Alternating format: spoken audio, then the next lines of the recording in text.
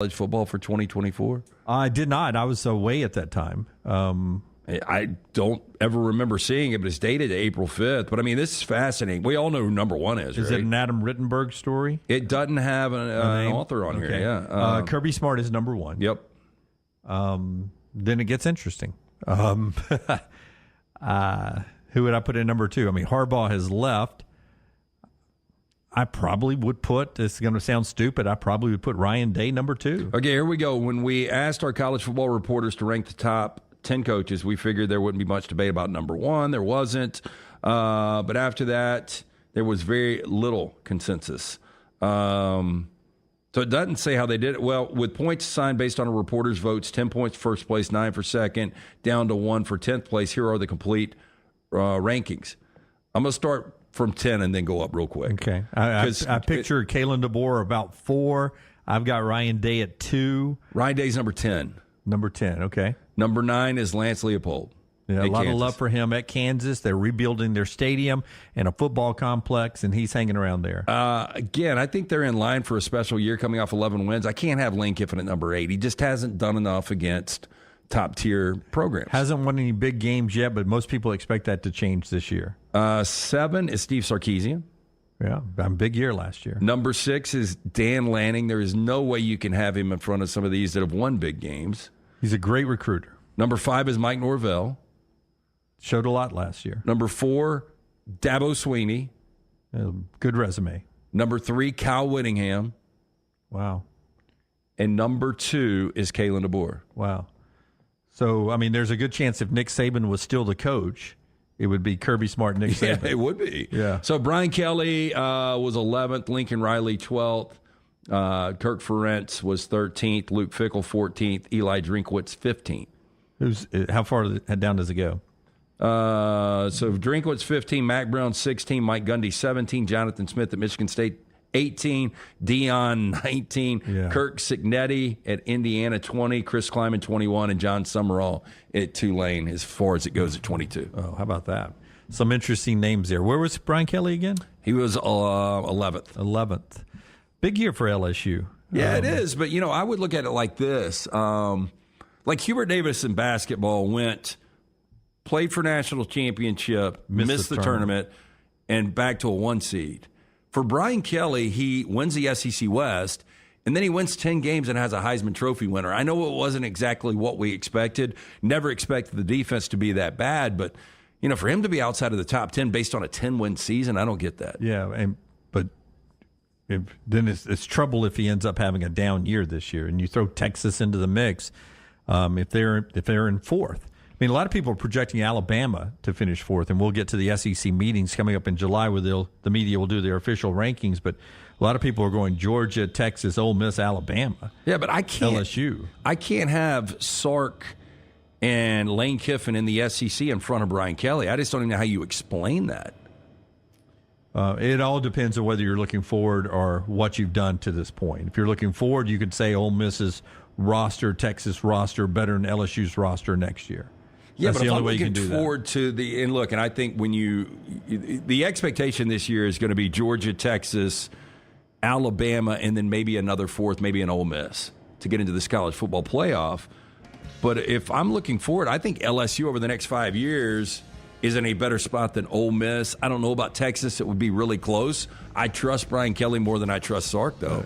Nick Saban retired at a perfect time for Brian Kelly to where LSU now can get back to owning all of the state of Louisiana, where Nick Saban continued to go in there and steal great players from Louisiana.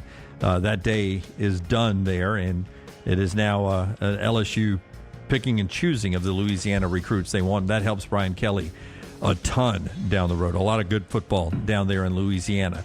Appreciate you being with us here on this Tuesday. Again, the Meltdown at 2 o'clock today right here on this same platform.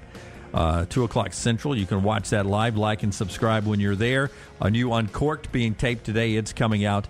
Like and subscribe also on this platform when you get to that. We've got a Mystery Fifth Hour we recorded earlier this week. You can go check that out. And everything else on our platform, remember to like and subscribe and give us a thumbs up. It helps us out a lot. Until next time, God bless you and God bless America.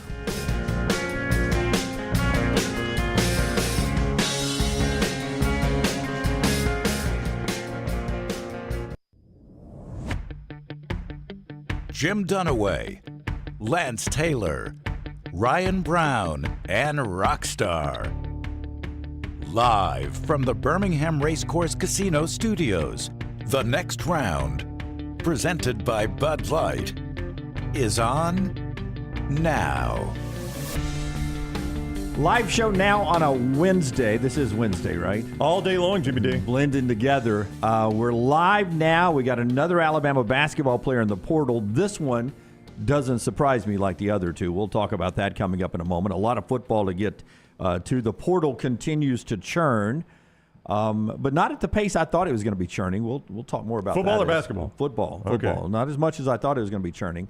We'll talk about that. I expect it to be a big day for Auburn basketball, according to our buddy Justin Hokanson. We'll talk about that later. And Tom Luginbill is back on the show, 10 o'clock Central Time, starting hour 2 coming up. But let's start with the football portal. Caden Proctor in it yesterday, to no surprise, on 3 Sports reporting Caden Proctor will enroll at Alabama in the summer, and he'll be back anchoring down left tackle, which only helps Alabama and as they move forward. Offensive line is something they needed in the portal. They just happened to get a guy they didn't have to Photoshop a jersey on. Well, I thought for the best, graphic. I don't know who posted it, and we showed, or Scotty showed the tweet on Monday, or maybe it was yesterday, of Caden Proctor on the sidelines or behind the sidelines at Bryant-Denny, and it said former and future Alabama offensive lineman. When he left Iowa, I believe it was Nick Kelly, who I will credit at the Tuscaloosa News, tweeted a photo and said, "This is what Caden Proctor would look like in an Alabama uniform." Exactly. Because usually they have to do the cool Photoshops. Exactly. Didn't have to do a Photoshop there. So that worked out good. I mean, but it's huge because, we, and Brown, you said this, and I've heard other people say it was kind of a turnstile early in the season. His confidence got better. He played a lot better.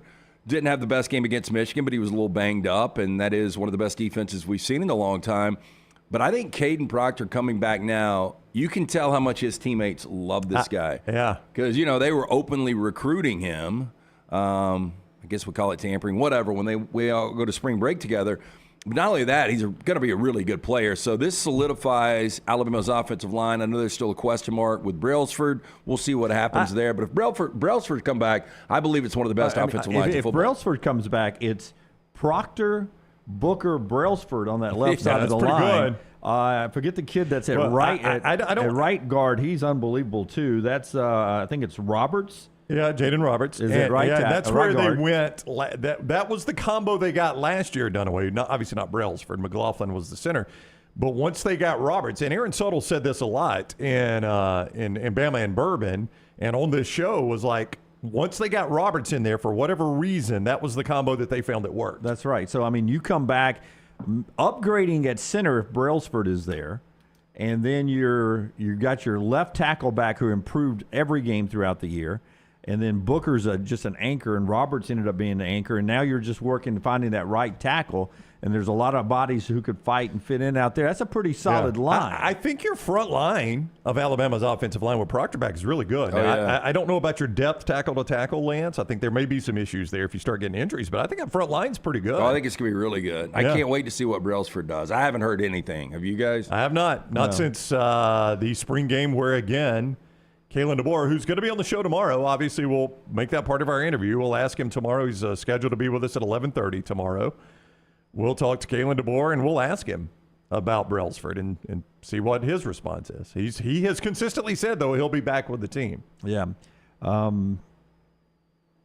DeBoer's with us at 11:30. Can we say that tomorrow? Yeah, I just did, yeah. Okay, 11:30 tomorrow. Yeah, we're going to be okay. back out at North River Yacht Club, the Rise event, which is a great organization. And we were there last year. Coach Saban did a half hour with us. Coach DeBoer is going to finish the show with us tomorrow from 11:30 to 12. So he'll be on with us. Greg Burns scheduled to be with us as well. So. Kalen, a good golfer? I've never played with him. I bet he is. I mean, he's a great baseball player, big-time receiver, probably. Probably enjoys If the he game. wants He's an to. athlete. Yeah. Yeah. He's an athlete. Royal Payne says, I think Brockermeyer's really doing well at center. Jim is assuming PB wins the job. I'm assuming that. Lance is the one that assumes it more than me, but if Brailsford's there, he's a preseason All-American, according to most people. Well, that was the narrative, though, and I'm not saying it's true. I'm just saying this was the narrative from the Alabama fans and the message boarders and people like that was one of the issues with Brailsford is that Brockermeyer had beaten him out. I don't know that to be true, Dunaway. Again, I mean, I think in spring you're probably looking at a lot of combos, right? And that could just be fan talk. But I would think you want Brailsford back. I'm not. That's no commentary on Brockermeyer. Yeah. But I think you would want Brailsford back. I mean, that's a good center. There's a reason they wanted him out of Washington. Yeah. Yeah. So that's good news for Alabama portal. But on a bigger note here, and I don't want to landmine Alabama on this situation. Oh dear, when he starts a sentence that way, Lance, you know where it's going. Yeah. But this is not playing out, I think, the way a lot of the country thought it was going to play out. And I got to give some credit to the Yay Alabama folks. Give a lot of credit to that football coaching staff that's over there in Tuscaloosa. But didn't you feel like a lot of the country thought that some of those guys would hang in there through the spring practice, and then this portal would open up and it would be flooded with Alabama players? Yeah, that was the way the rest of the country thought it was going to be. I didn't know if it was going to be flooded just based on the things we've heard behind the scenes, but I am shocked we've seen nothing come out of the portal. Nothing. There's like even no quarterback yet. Yeah, even in good situations, like programs that don't have a coaching change and they're at the top of the world. That's right. See Georgia. You get guys at the portal out of there. Right. Now, a lot left early. Yeah, they did. Yeah, but so far, the door's not swinging open in Tuscaloosa. No. And to me, the world we live in, to me, that means the NIL folks have their crap together right now, that they've put together some good packages that let people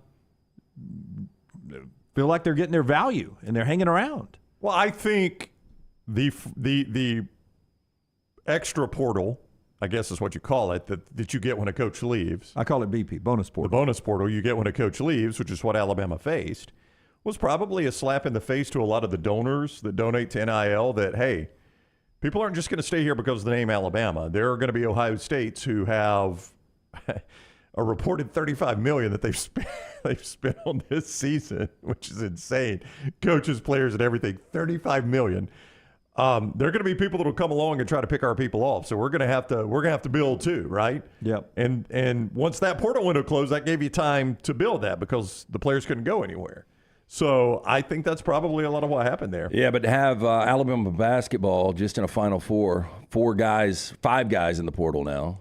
But I saw, I don't know if it was Tide Hoops News who's over in the chat room, but somebody, I think it's our buddy Nick Kelly actually, who put out the roster right now only has 2 open spots. Yeah, there's a lot of fluctuation, but the overall roster is pretty full. Yeah, and I've said that it was going to be tough for I mean, look, there had to be – Oates had to play this numbers game. Yeah, let's don't get too deep into the basketball side of this yet because I do want to talk about that moving forward. But it seems like the parts that are moving in Tuscaloosa are coach designed so far. I would say, and Tide Hoops News makes a great point, that this portal is affected by the fact you can't go SEC to SEC, as we talked about numerous times. Which the footprint gets bigger, right? With Texas and Oklahoma That's now, right. In that. Yeah. Texas and Oklahoma are usually people that, you leave Alabama? Oh, we'll take you at Texas or So Oklahoma. take another SEC school out. If you're a prominent Alabama player, give me the schools you would consider going to. Yeah. Georgia?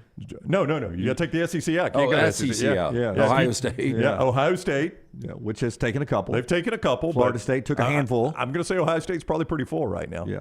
Florida State took a handful of Alabama players. Yeah. I mean, maybe a USC. Maybe a Florida State. Maybe a Florida State. Maybe a Michigan. Maybe an Oregon. There aren't many, though. It's one hand right now. Yeah, You're not even to the second hand. If I can't go to another SEC school and I'm at Alabama or Auburn or Tennessee right now, I got to think long and hard about this. Yeah. It's got to be a really good spot. Doesn't close until April 30th. What's that? This portal. This is a shorter window. It's a shorter window, but it still seems like a lot. But April 30th coming up. That's so far so good though. Just hats off to the coaching staff, and we'll talk to Kalen DeBoer tomorrow. But also, I mean that Yay Alabama folks, they get raked sometimes by the Bama fans. I think this shows you that they got it together right now, at least to keep. Tough job, man. It is. I mean, it's not easy. Placating to 19 and 20-year-olds and giving them more money than you make in a year. I mean, it's getting these guys shake down their current team. It's just it's a difficult thing. But and the other part of it too is I'm also going to the same guy that Greg Byrne is going to for money for facilities, money to keep Nate Oates, or money to pay the buyout for DeBoer. That was a significant buyout. I mean, there are a lot of the same people that Greg Byrne has had to go to, and those people have donated. And then the Yay Alabama people follow up behind Byrne, and they try to hit him again. We'll talk about the basketball roster at Alabama. Nick Pringle hitting the portal, the latest, and the way that roster looks coming up in a second. Show being brought to you by Indy Grand Prix of Alabama. Yeah, the fastest drivers in the world are coming back to Birmingham. The road to the Indy 500 runs through Birmingham, April 26th through the 28th. I'm talking about guys like Castor Nevis, Dixon, Newgarden. They are here with one goal in mind. That is victory. Riley Green, the country music superstar, is your grand marshal. He'll give the most iconic command in racing. Start your engines. It is the Medical Properties Trust. Presents the Children's of Alabama Indy Grand Prix, powered by AmFirst. At the Barber Motorsports Park, tickets are selling fast, so get yours now. More on football, though, here in this segment. Another Colorado Buffalo left yesterday. Cormani McClain, a 5-star cornerback, played a year now at Colorado. He's in the portal. I think he's from the state of Florida. He's from Lakeland, and he was the number 14th prospect coming out overall. on ESPN's 300 overall. And everybody thought that this was going to be maybe the best pair of freshman cornerbacks ever. When you line Travis Hunter on one side and you had Cormani McClain on the other side. But McClain kind of struggled, but this is obviously a talented guy. Right. So you could see him at an SEC footprint or a Miami and Florida State coming up pretty soon. We'll see where he ends up going. So that's another big portal story for Colorado. And then there's this. Last night on social media, Instagram, I believe it was, Shedeur Sanders. Oh, this was Shiloh Sanders, who went on and says, this is basically he was saying in his post, "We're not last chance you." That's what he wrote. We're not last chance you. You gotta have game to come here. But defense transfers, DM me. Offense transfers, DM Shedeur Sanders. And they're getting the family together trying to recruit players. Players recruiting players here. LT? Boy, I will tell you, this seems like last chance you, where you get a collection of really good players, but you have no team chemistry at all. You have no team buy-in. This is absolute Bush League. DM me defensive players. If I'm a Colorado fan, and there's a handful of those, I guess, but if I'm a passionate Colorado fan, I look at that and say, what the hell are my coaches doing? Yeah. Well, he said he wasn't recruiting. He didn't want to upset another high school coach. I mean, what are my coaches doing if two of my prominent players are out saying, hey, if you're interested, DM me. If you're to the point where you're having to DM another player that you want to go, like I'm in the portal, or I'm about to be in the portal, and that Colorado coaching staff has already not made contact. I mean, that's a huge problem. Can you imagine how many people are going to DM? It's like if you have a job search and you want to really narrow it down, but you throw out a job opening and you have 1,000 people that you've got to sift through their resumes. I mean, he's going to get overload, is he not? Yeah, well, exactly. Yeah. I mean, how many DMs do you think they got today from every high school kid and college kid and middle school kid? I mean, obviously their DMs are open. But let's say the portal, the first part, I can't remember. It opens right after the conference. Early December. Let's say it's December 8th, just for a day. If the portal opens December 8th, when do you think an interest for Ohio State or Alabama or Georgia has been in touch with those kids that are going to be in? Before that date. Sometime probably in November or October. Yeah.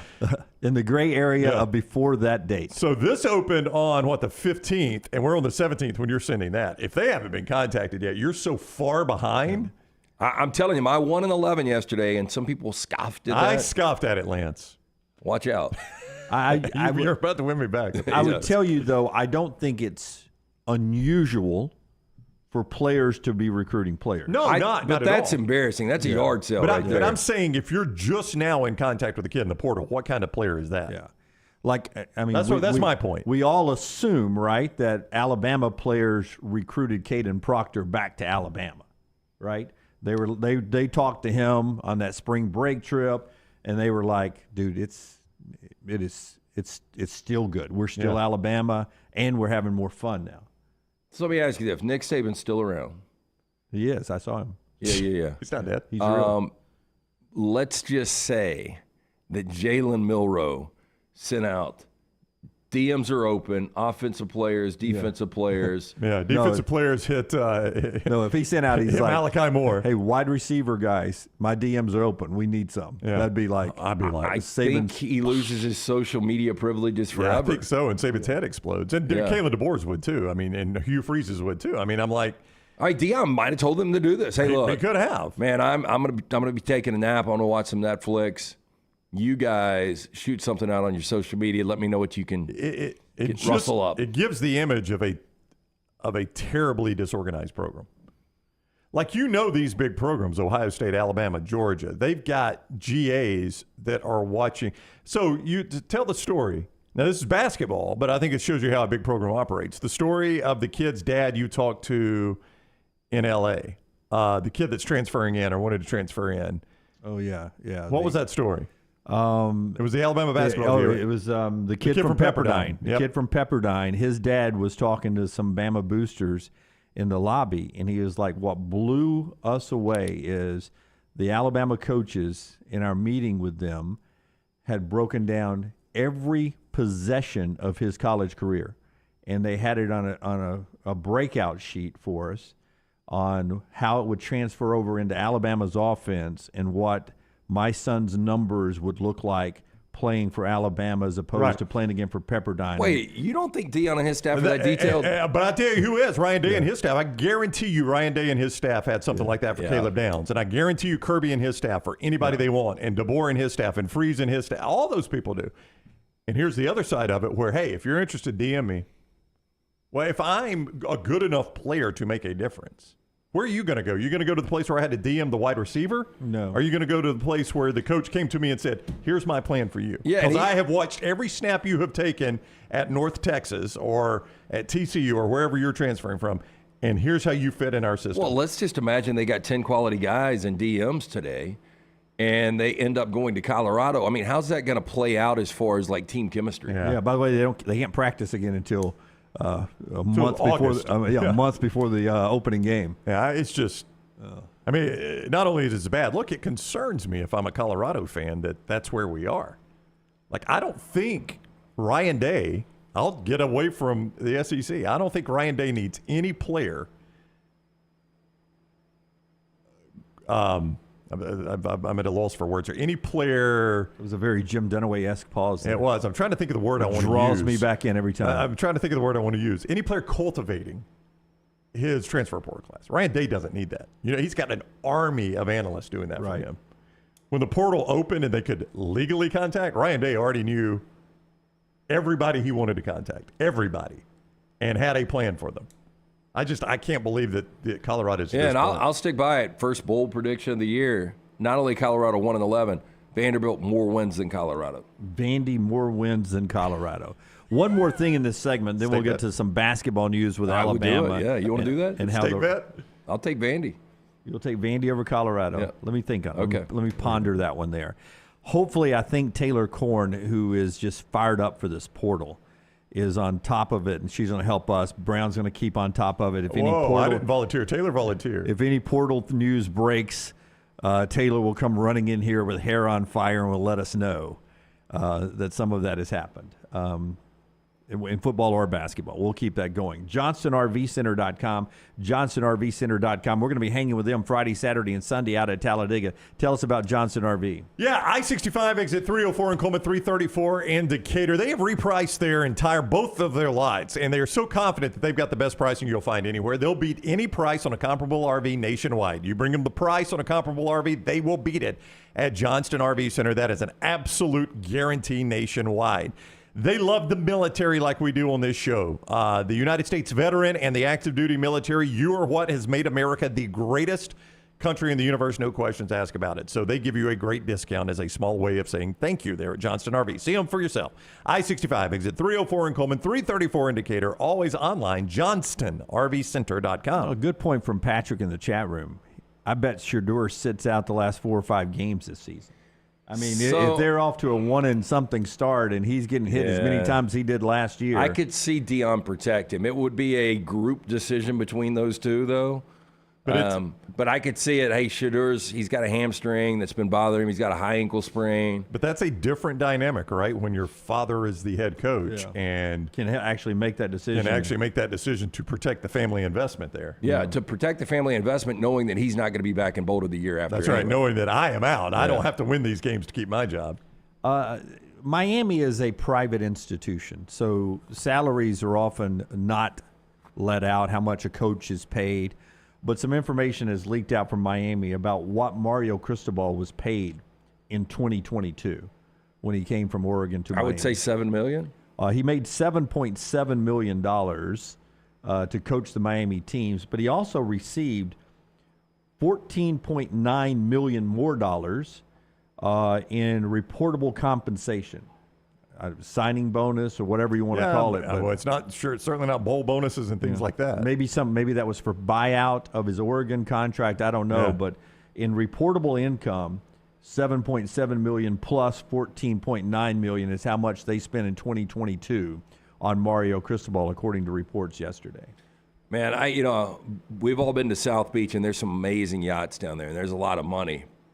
The money their collective has got is pretty incredible for a program that just can't seem to turn it around. I do think it's going to be better this year.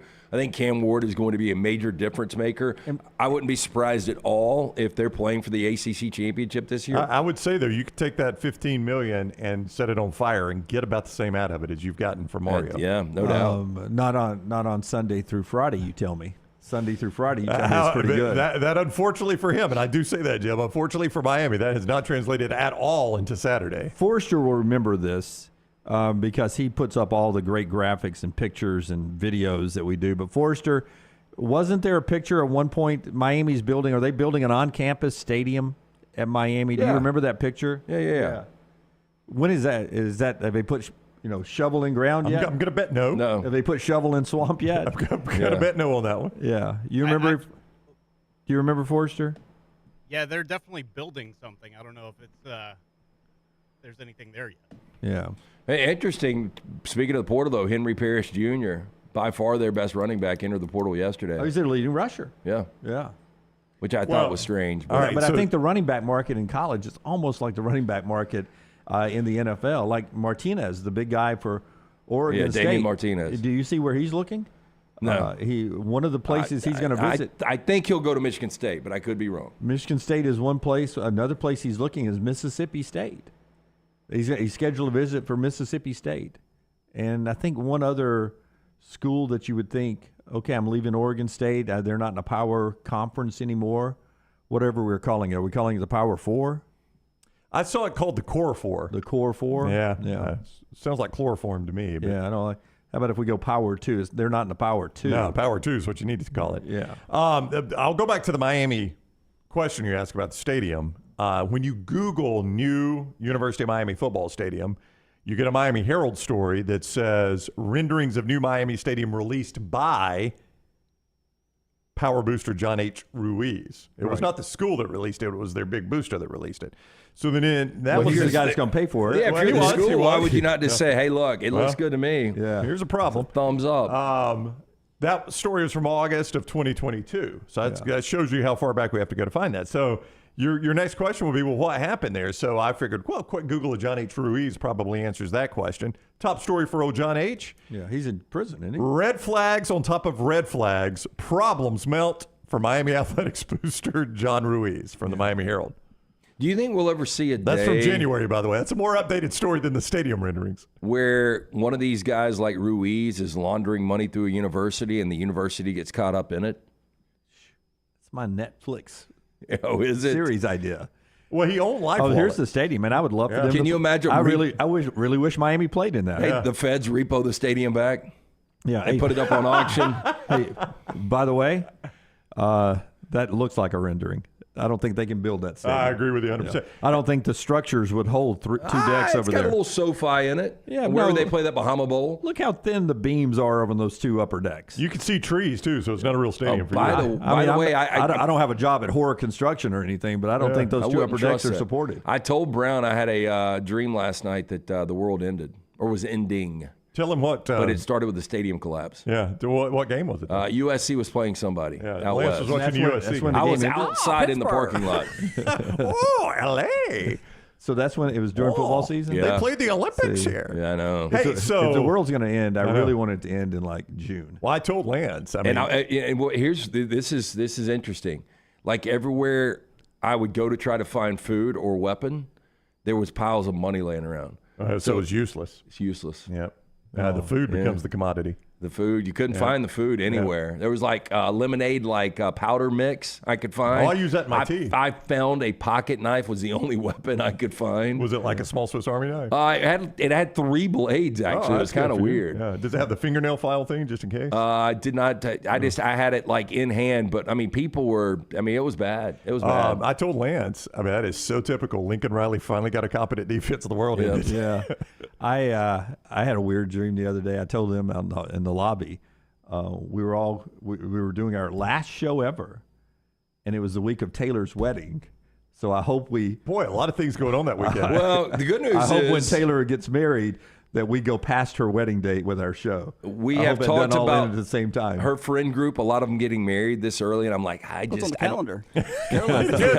Caroline, I don't, right around the I don't corner. think it's a great idea getting married that early. To each their own, though. Yeah. And she was like, I wouldn't do it. So I think she's probably early 30s, which might time out perfectly. I didn't bring this up, but I had recently a dream that one of our staff members died. It was a terrible dream, awful dream. Was it And, me? I'm not going to say who it Oh, was. so it was a specific person. It was a specific person, and then we were like, "What?" So it wasn't me, because if it was me, you'd say it was me. Should we do the show? I mean, how do we react to that? It was a terrible dream, and it's one of those that when you wake up, it was realistic enough that you're like, Yeah. oh my God, did that really and then you kind of gather your senses and realize. How it long didn't. ago was it? How long ago was the dream? Yeah. A couple weeks ago. Yeah. That was a terrible dream. I mean, Terrible dream. the odds are odds, Life's life. Odds are odds, Jim. That is deep. I Life's do, life. I do wonder who he dreamed Yep. that about. Heartbeat. Odds are odds, life or life. Yeah. We all get on America's highways every day. All right, so it's a car crash. I'm just saying. It was my dream. I Hey, didn't say so that. algorithm, the worst I've seen. So this dude, and y'all might have seen it. They Was this pulled it half around down. to find out? Have I not showed? I need to show you guys if you Okay. want to see it. But see, so this dude is like working construction. Somebody steals his work truck, and this is in the middle of an intersection. So dude brings out his piece. I don't know what he's got, but he's got about 4 or 5 basically point blank shots at this guy. Apparently doesn't get him. The guy puts the truck he's stealing in reverse. He goes out of the picture. You see the construction worker put his piece in his pocket. He's walking, and then you see a guy in front of him kind of taking off running. Then the construction worker takes off running. You hear some ladies screaming in the background. That truck going about 90 hits that dude. He does about 10 flips in the air.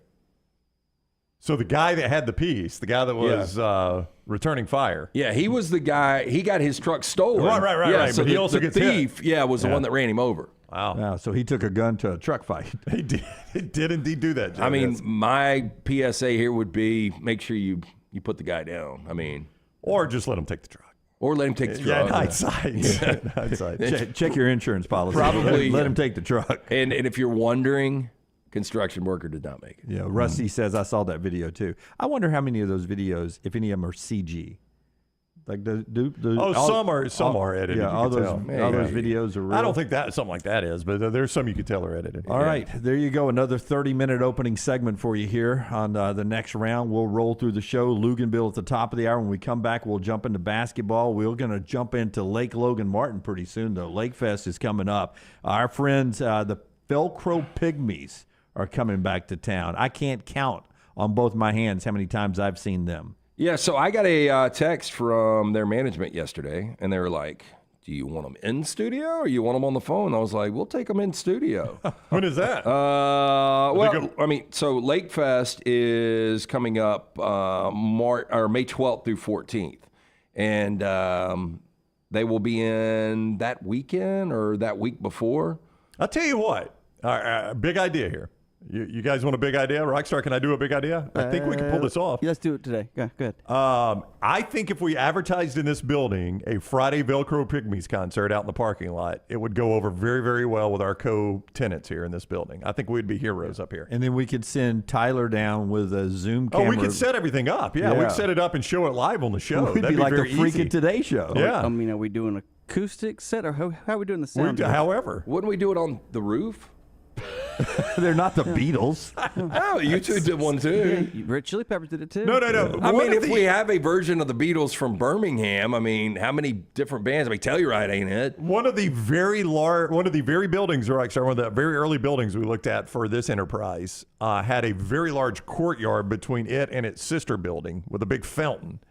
And the guy that showed us this location also showed us that building, and he said they have a lot of food trucks and stuff out here. And Dunaway said, "Hey, on Fridays we'll just do Rockstar's Lounge out in the courtyard there. That's with what the food trucks. That's let what we're everybody going to show do it. it. Yeah, I mean, no, he 100%. He had already slated it, and we'll just show it live. Like, I mean, it was like It's easy to do. Yeah, this big technical Okay, so production. good. In hindsight, we could have done it. We could have pulled it off. We yeah. used to have food trucks up here. We used to right. have a TV in the lobby, but they couldn't get the temperature Not our right. lobby, the downstairs Yeah, lobby. the downstairs Yeah. lobby.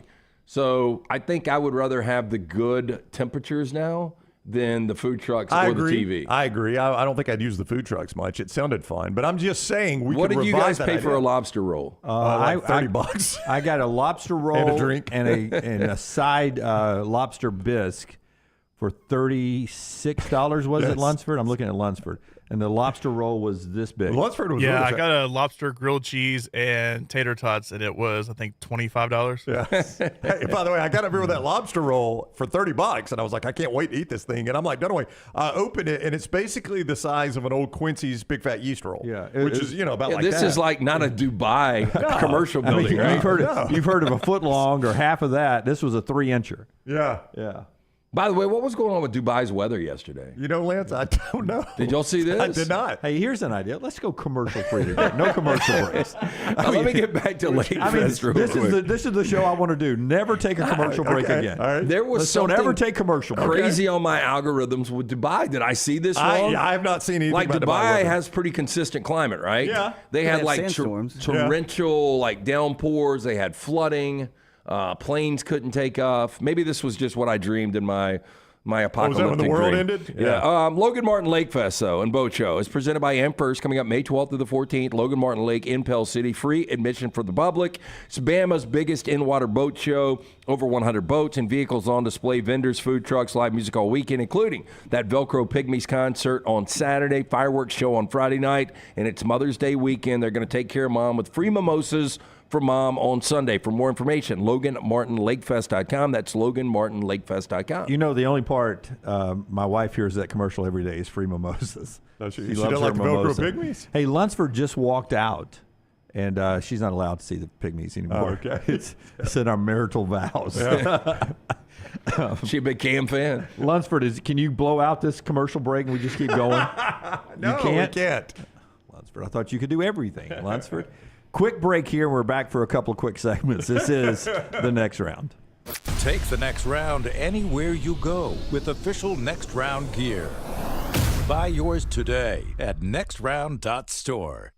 Twin Peaks is the best in the game. Here, you're in the red zone for every college rivalry and divisional matchup all season long. On game day, you never have to decide which teams to watch, only what combination of bites, burgers, wings, and more to order. Plus, where else are your favorite draft beers always poured at a frozen 29 degrees? Only at Twin Peaks, the #1 sports bar. Stick around after the sun sets. Twin Peaks is open really late. Wind down with bourbon and late night bites. Only at Twin Peaks. Hey, you. Days warming up. Looking like spring. And at New Balance Birmingham, we've got the thing. What pops and what's fresh? Check the selects. Come together at New Balance Birmingham on Highway 280, right next to Chick-fil-A. New Balance Birmingham. We got now. Hey, let me tell you about our friends at Urology Centers of Alabama. Compassionate and comprehensive urological care with 35 physicians, 17 locations across Alabama. Their patient-centered approach to all of your urological needs. Remember, they've got that new men's health center. It is beautiful, helping men with a wide range of sensitive male issues in a comfortable environment. You can always go online, visit urologycentersalabama.com, schedule an appointment with one of their many urologists today. The region's tradition returns to Greystone, May 8th through 12th. a decorated field of players featuring some of golf's greatest names, including Ernie Els, Jim Furyk, Padraig Harrington, and defending champion Steve Stricker. Oh my goodness! All fighting for another shot at history. The legends play here. The region's tradition at Greystone. Get your tickets today. NASCAR is returning to Talladega Super Speedway for the 2024 Geico 500 weekend, Saturday, April 20th through Sunday, April 21. Guarantee your 2024 Geico 500 weekend experience today by visiting TalladagaSuperspeedway.com or calling 877-GO-TO-DEGA. Enhance your race weekend by adding passes to the Talladega Garage Experience, presented by Cool Ray. It is the Geico 500 weekend, Saturday, April 20th and Sunday, April 21st. Guarantee your spot now, TalladagaSuperspeedway.com or 877-GO-TO-DEGA. The road to the Indy 500 runs through Birmingham, April 26th through 28th. The fastest IndyCar drivers in the world, Castroneves, Dixon, and Newgarden, will put their skills to the test with one goal in mind: victory. Witness country music superstar Riley Green as Grand Marshal give the most iconic command in racing. Start your engine! Medical Properties Trust presents the Children's of Alabama Indy Grand Prix powered by Amherst at the Barber Motorsports Park. Tickets are selling fast. Get yours now.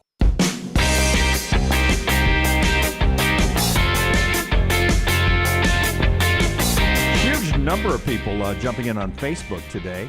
Al putting that video that LT was talking about. Heard you guys talking about it in the green room as well. So it was like planes were landing in the water. But was Al talking about the video of Dubai or talking about the video of the unfortunate construction worker? No, I think he was talking about Dubai. I thought he was talking about Dubai. Okay. I think, I'm going to confirm this, but in the chat room, people are saying they seed the clouds for rain, and they've overseeded this year.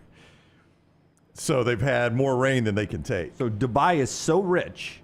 Yeah, they got a lot. They control their own weather. I can't swear There that. are reports out there. I don't know if it's conspiracy theorist or not that there is the ability to control some of this weather stuff. Have you heard this, Rocky? From the we did a story on this in Interested. There's something you can pay. Yeah. It's a lot of money for your wedding day for them to seed the clouds for it to rain the day before, something like that. Go ahead and get it out so you have a pretty day for your wedding. So it's a historic weather event according to the state-run news agency. So you always, when it's state-run, you do have to worry about this. I don't know why they lie about this. Is this the same guy that sodded Bryant Denny? No, it actually rained here.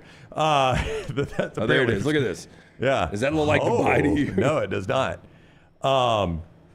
What the heck? Yeah. It is a historic weather event. Listen to this. This surpassed, quote, anything documented since the start of our data collection in 1949. So if you see an arc floating by.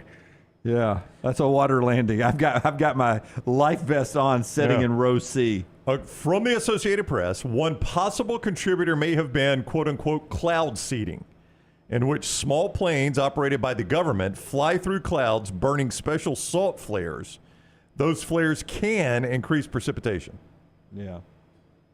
Well, they did it. It worked. Hey, we're gonna have a water landing coming up here. So several reports quoted meteorologists at the National Center for Meteorology saying they flew 6 or 7 cloud seeding flights before the rains. Yeah. Flight tracking data supports that.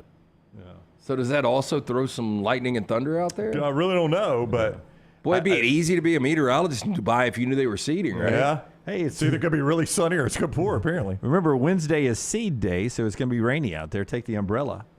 I mean, but you could see how this gets confusing. Like if you got 7 or 8 planes up there and they all fly through the same clouds on accident, now all of a sudden you've created apparently a tsunami. Yeah. Well, a tsunami's a wave. You've created a maybe flood. if you want precipitation, you just live in a different place, right? That would work. How about the oil that they need to be the richest people in the world is in that place. That's what I was going to say. What you don't have in the other place is an infinite supply of oil, apparently. I get it, but your climate's your climate. Yeah.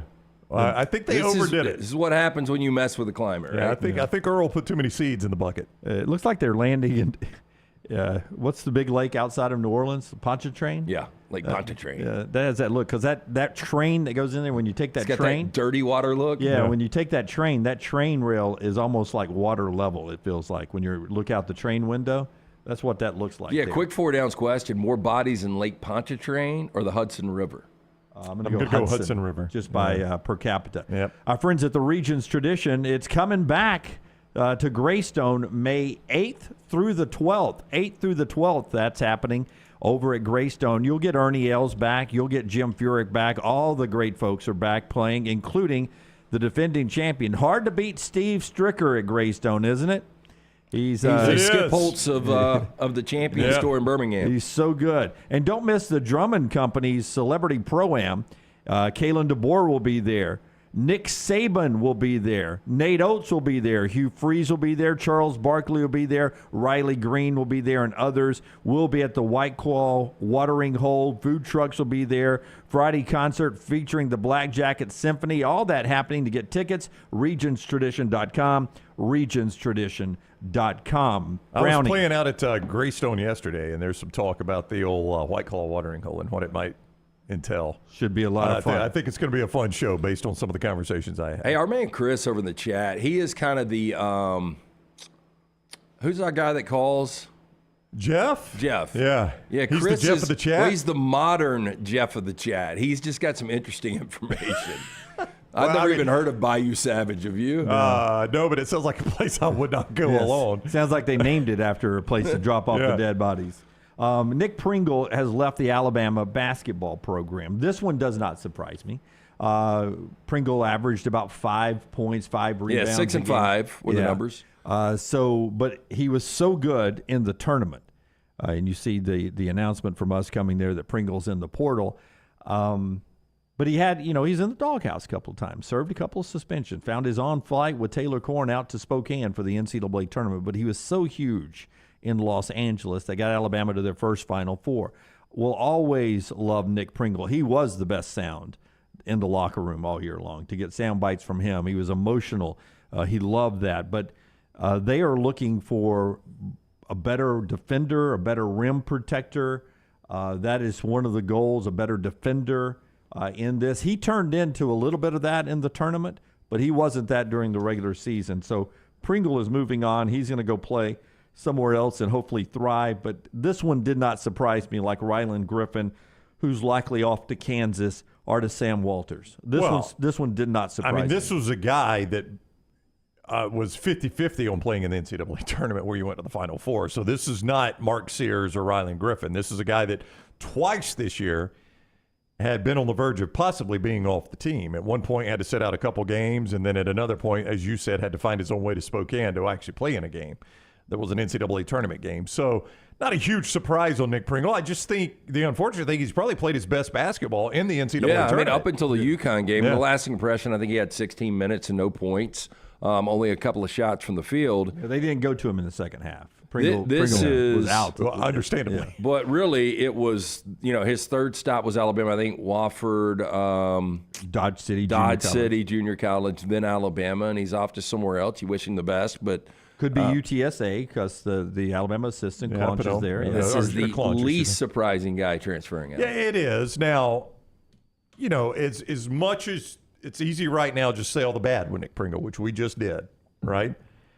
I don't know that you beat I don't think you beat North Carolina without him. I don't think you do either. And, I mean, he was playing on basically a leg and a half at best in that game. Last 16 minutes, he played on one leg. And gutted it out. Absolutely gutted it out against Baycott. And so, I do think it's easy with Ryland Griffin. There were never any issues with him, but there were issues with Pringle, so it'll be easy to remember the issues. But I think it'll also be you need to remember the fact you probably don't make the Final Four without him, because I'm not sure you can beat North Carolina without him. Royal Payne says, I don't know how to say his name, Brown, to you. He's the kid from Rutgers, I believe, down at the bottom. Omer Huey. Yeah. Omer Huey. Is that the kid from Rutgers? I think so. Yeah. The big guy from Rutgers would be a massive upgrade, Royal Payne says. Little T touches on this in Uncorked, which will be out later today, last night. There's also a buzz that Aiden Holloway swinging by, taking a visit as well.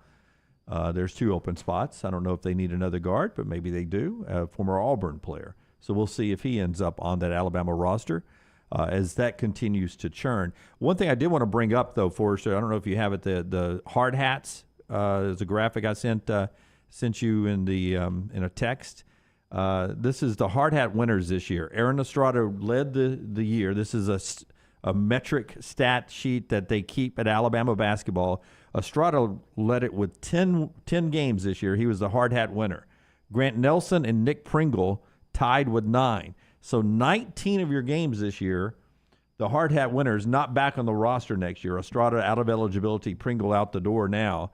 Grant Nelson and Mark Sears, the next two guys, 9 and 5, they have decisions to make. And that's what you're watching now if you're an Alabama person. You're watching Mark Sears and Grant Nelson on the decisions they're going to make about their future in pro basketball. The smart play for both of those guys is to come back. I looked at another mock today, and I did not see those guys on either. I just think, you're going to make more playing at a big-time college basketball program like Alabama than you will in the G League. I don't know what G League salaries are, but I got to say, Mark Sears could get more out of Alabama than what a G League would pay him. I would believe so as well. So, because that is your fallback, right? Like if you got drafted outside the first round, there were no guaranteed contracts, and you're probably headed to Europe at that point because you making a roster was not great. Now with the G League, you at least hang around in the franchise, but you're still playing in the G League. And I would think it's a hard life too, Brownie. You hear from the players that are playing in the G League. When you're on the road, you're on the road. It's not, you're not at the 5-star hotels like it is in the NBA. Got to stay at the Hampton Inn. I don't know where they stay, but it's like minor league baseball. It's a harder life than it in the big leagues. Yeah, according to this article from 2023 that I just quickly found, NBA G League salaries are about $40,000 per player. Yeah. Mark Sears easily makes $40,000 in Alabama. Yeah, some of those Ignite guys are getting into the 100,000, 200,000, but that was not sustainable, by the way. You got to be a premier player that, like the Pelicans want you. They're going to put you with a squadron, but they want you so bad they're going to pay you a little bit more. Tide Hoop News: doubt Sears can do anything to improve his stock with another year. I sort of agree with that. But I don't know. But that's my point. Maybe he could, maybe he couldn't. But he's looking right now at the G League, wouldn't you think? He's not going to be a first-round pick, Lance, is he? I don't think he'll. He'd have to make a roster. So I could play at Alabama this year and be in the G League next year, but I can make more money at Alabama this year and take a chance I improve my stock. Yeah. I don't think I'm going to hurt him. He's going to have to make a roster regardless. That's right. I think Grant Nelson, it's an easier decision if he was to go pro because, scouts will look at him. They'll look at his best tape, and they'll be like, this dude's 6'11". He can do absolutely everything when he's on. He would be sort of a project. If he came out, I think you could stomach that. I don't think Sears makes any sense coming out right now. I also think Sears could make a really good living in Europe. Oh, yeah, he could. But if he comes out and Sears averages 25 points per game next year, which wouldn't shock you, and he's a first-team All-American, I don't know. He's small by NBA standards. The one thing he's not going to do is grow 3 inches this year, and that's never going to happen. Another example. I'll sell mine. Yeah, I know you will. Hey, best thing happening for Mark Sears right now is the way Brunson's playing. Yeah, but again, NBA. Brunson is a legit, and the first person I heard make that comp was Richard Hendricks right here on the show. But Jalen Brunson is next level. Yeah. Yeah, But Jalen Brunson is also 6'2". Yeah. And Sears is 6 foot. Yeah, at best there. All right, a little Alabama there. Janai Broome. What we expect to happen today for Broome when we come back, and then we'll talk football with Tom Luginbill at the top of the hour. A couple of our great sponsors. Before LT tells us about Gutter Cap, I'll tell you about Greg from Pell City in Storm Restoration Roofing. We all want a roof over our head, right? And we don't think about our roof when it's over the head. You stop worrying about it. You're like, I got a roof over my head. Why do I have to worry about it? Well, eventually that roof gets old. And when it gets old, it needs to be replaced. Greg from Pell City can do that, Storm Restoration Roofing. But the best thing Greg will do for you today, he'll give you a free no-cost roof inspection. All you have to do is call that number, 205-542-3531, 542-3531, or look him up on Facebook, Greg from Pell City. We've had so many of our viewers and listeners tell us Greg came out to do his free no-cost roof inspection. I thought I needed a new roof. Greg told me I got 3 more years. He's that honest with you. Let him check out your roof for free today. 205-542-3531, Storm Restoration Roofing, and our friends at Gutter Cap. 205-823-2212. Cap it, don't snap it. Chris Stewart will come out and give you an absolutely free estimate. Last thing you want to do is get the ladder out. You slip, you fall, you snap the neck and die. You're no good to the wife or kids. Gutter Cap, a patent aluminum system, fits over most existing gutters. It will keep all the debris out. Right now, 45% off the retail price. Call 205-823-2212 or guttercapbirmingham.com. Call the next round now at 205-734-0923.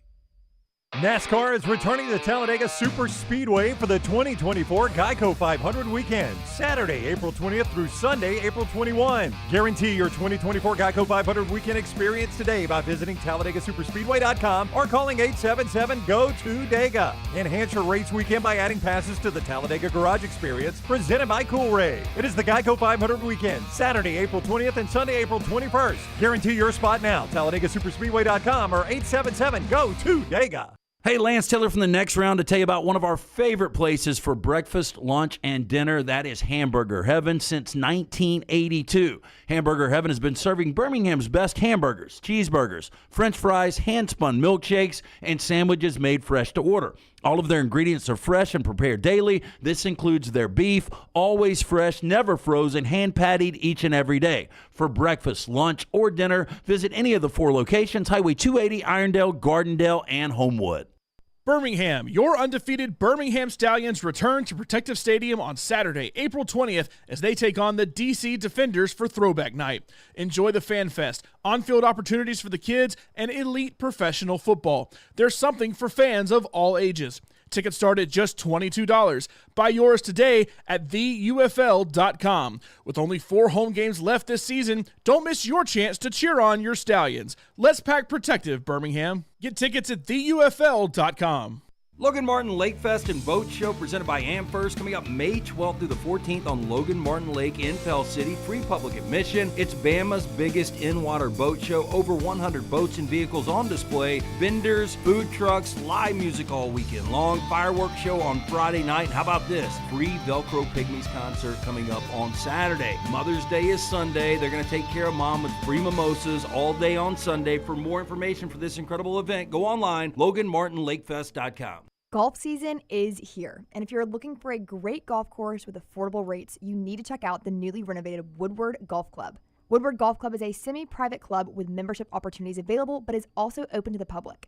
You can book tee times online at this hidden gem by going to golfwoodward.com. For only $195 per month, you can enjoy unlimited golf 7 days a week. Membership includes discounted cart fees, unlimited range balls, and the use of our practice facilities. For more information on memberships and the course, check us out online at golfwoodward.com. This hour of The Next Round is presented by the Birmingham Racecourse Casino, now featuring 7 days of giveaways with your chance to win a share of up to $125,000. The more you visit the Birmingham Racecourse Casino, the more chances you have to win. Take TNR on the go with a podcast built for your satisfaction. Miss Hour 1? Find it in podcast form. Miss Hour 2? Stream it now. Miss Hour 3? Download it for later. Miss Hour 4? Well, just know it's never coming back. Listen to TNR wherever you find podcasts.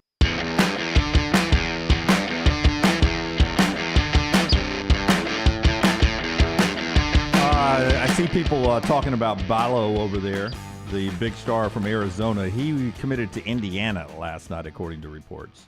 Omar Ballo to Indiana. Colin Chandler to Kentucky. If you don't know him, he was a top 40 prospect, played early at BYU, just spent his last 2 years on his mission trip. So now he's older with eligibility left, and he will join his former coach at Kentucky. So those two out of the portal, Ballo and Colin Chandler there. More on Janai Broom, and you guys who are talking about him in the portal are funny over in the chat room. It's either NBA or Auburn, and what Justin Hokanson and others are telling us today, coming up in just a second after I tell you about our friends at NASCAR. NASCAR racing returning to Talladega this weekend. We're out there Friday, Saturday, and Sunday. You still have time to get a few tickets. Just go to TalladegaSuperspeedway.com, TalladegaSuperspeedway.com, or call 877-GO-TO-DEGA, 877-GO-TO-DEGA, and get your upgrades. Go to Big Bill's Garage or camp out there or whatever you want to do. It happens at Talladega, the world's fastest speedway. 2 races on Saturday. Walker Hayes concert Saturday night. And then, of course, on Sunday, it's the Geico 500, TalladegaSuperspeedway.com for tickets. Justin Hokanson, Auburn Live. On our show a few weeks ago, Justin Hokanson said he thought Janai Broom would be back, right? Yep. And I think that's where everybody's leaning right now. Dylan Cardwell made his announcement earlier in the week. He and Janai have been working out with the team. Janai has an NBA. He shows up in some second round draft projections, but not all of them. Not all of them, and most of them have him anywhere from 50 to 60, so the very, very back end of the second round, I think way too risky. Yeah. I think Broom improved so much from last year to this year, and then he showed that he's got a little range, or at least he is developing an outside shot. He needs to continue to develop that. It would, in my opinion, a major mistake for Broom to come out. I would say, and I'll couple him with Sears on what we just talked about. I think if Broom comes back, both he and Sears, I think would be your leading contenders for SEC Player of the Year, and I think both of them are in the discussion for the Naismith Player of the Year. I think they're that good. And yeah, well, one was a second-team All-American consensus. Yeah. Most of the major awards had Sears there, and most of them had third team for Janai Broom, so they were on the national radar already. You know, I looked, and Lenardi did his preseason bracketology and had Alabama as a 1 and Auburn as a 3, I think it was. I mean, so if those teams are that good, or if Auburn are a little bit better as a 2, maybe, I mean, I think either Sears or Broom could contend for the Naismith Player of the Year with the type of season they had this year, if their team is good enough. That's right. That's right. And now, I mean, you know, that's a personal award, so that I don't know how that impacts those guys personally, but I think that's the type of impact they could have on their team. So keep an eye out today for an official release from Janai that he's going to stay at Auburn. Yeah, that is the expectation. And I expect Broom stays, Sears stays, Nelson stays. You think all 3 stay? I do. That's a win for Pearl and Oates. That's a win for the state. Sign right up for that. And I don't know how quickly you could find it to put up on the screen, but Nick Kelly's tweet on what Alabama's roster looks like right now with the 12 people. Look at how quick can he find it. Scott Forrester, everybody. 13 scholarship players. And this is Nick Kelly, Tuscaloosa News. Mark Sears, tell me what you don't like about this roster. Okay. Mark Sears, Grant Nelson, Latrell Wrightsell, Jaron Stevenson, Mo Diabate, Mo Wagi, Darian Reed, Aiden Sherrill, Nas Cunningham, Pepperdine's Houston Mallett, South Florida's Chris Youngblood. Insert big man, guard or big man. And that's the thing the one thing I don't like about it is I don't have a proven big man. Well, Aiden's out there. North Carolina's talking to him. I know. From Tennessee, he's a big guy. The kid from Rutgers is a big guy. If I'm Nate Oates, I would just prefer not to have to go a whole nother season playing Grant Nelson at the 5. Right? Yeah. Grant Nelson probably, in his decision to stay or go, probably is saying, I don't want to play another season at the 5. Yeah. No, I mean, to me, Grant at the next level would be a 3/4. Yeah. But the Reed, Sherrill, Cunningham recruits coming in, and those guys coming back, it's pretty tight roster right there. Landmine believer Aiden Sherrill is a McDonald's All-American who is blocking everything in the McDonald's game. Yeah, again, I said a proven college rim protector. I mean, he may be that guy. I'm just saying you don't have a proven big guy. That used to be one of those events was a must-see for me, and I don't think I've watched a McDonald's All-American game in years. Really? You used to watch that a lot, huh? Oh, every year. Yeah? Yeah. But college basketball was probably my second or third favorite sport back in the day. Yeah. And you never got to see them. You heard about these guys. You'd read about them in prep magazines. Right. Read them about it in USA Today, but you never got to see them. Yeah. Tide Hoop News says, just wait and see them, Broom. Well, I will. I'll wait and see. Yeah. Listen, I'm not going to make predictions about any college players anymore. I'm with Lance. I think all 3 of those stay, but you just never know anymore. Yeah, I mean, if I'm advising those guys, I tell them to stay, but they've got somebody saying, you need to go out, man. You're going to make a bunch of money. You're going to make a bunch of money. Yeah. Okay, last night in the NBA, you had Sacramento in the Golden State Dynasty. We'll talk about that a little bit later on in the show. They just won a world championship 2 years ago.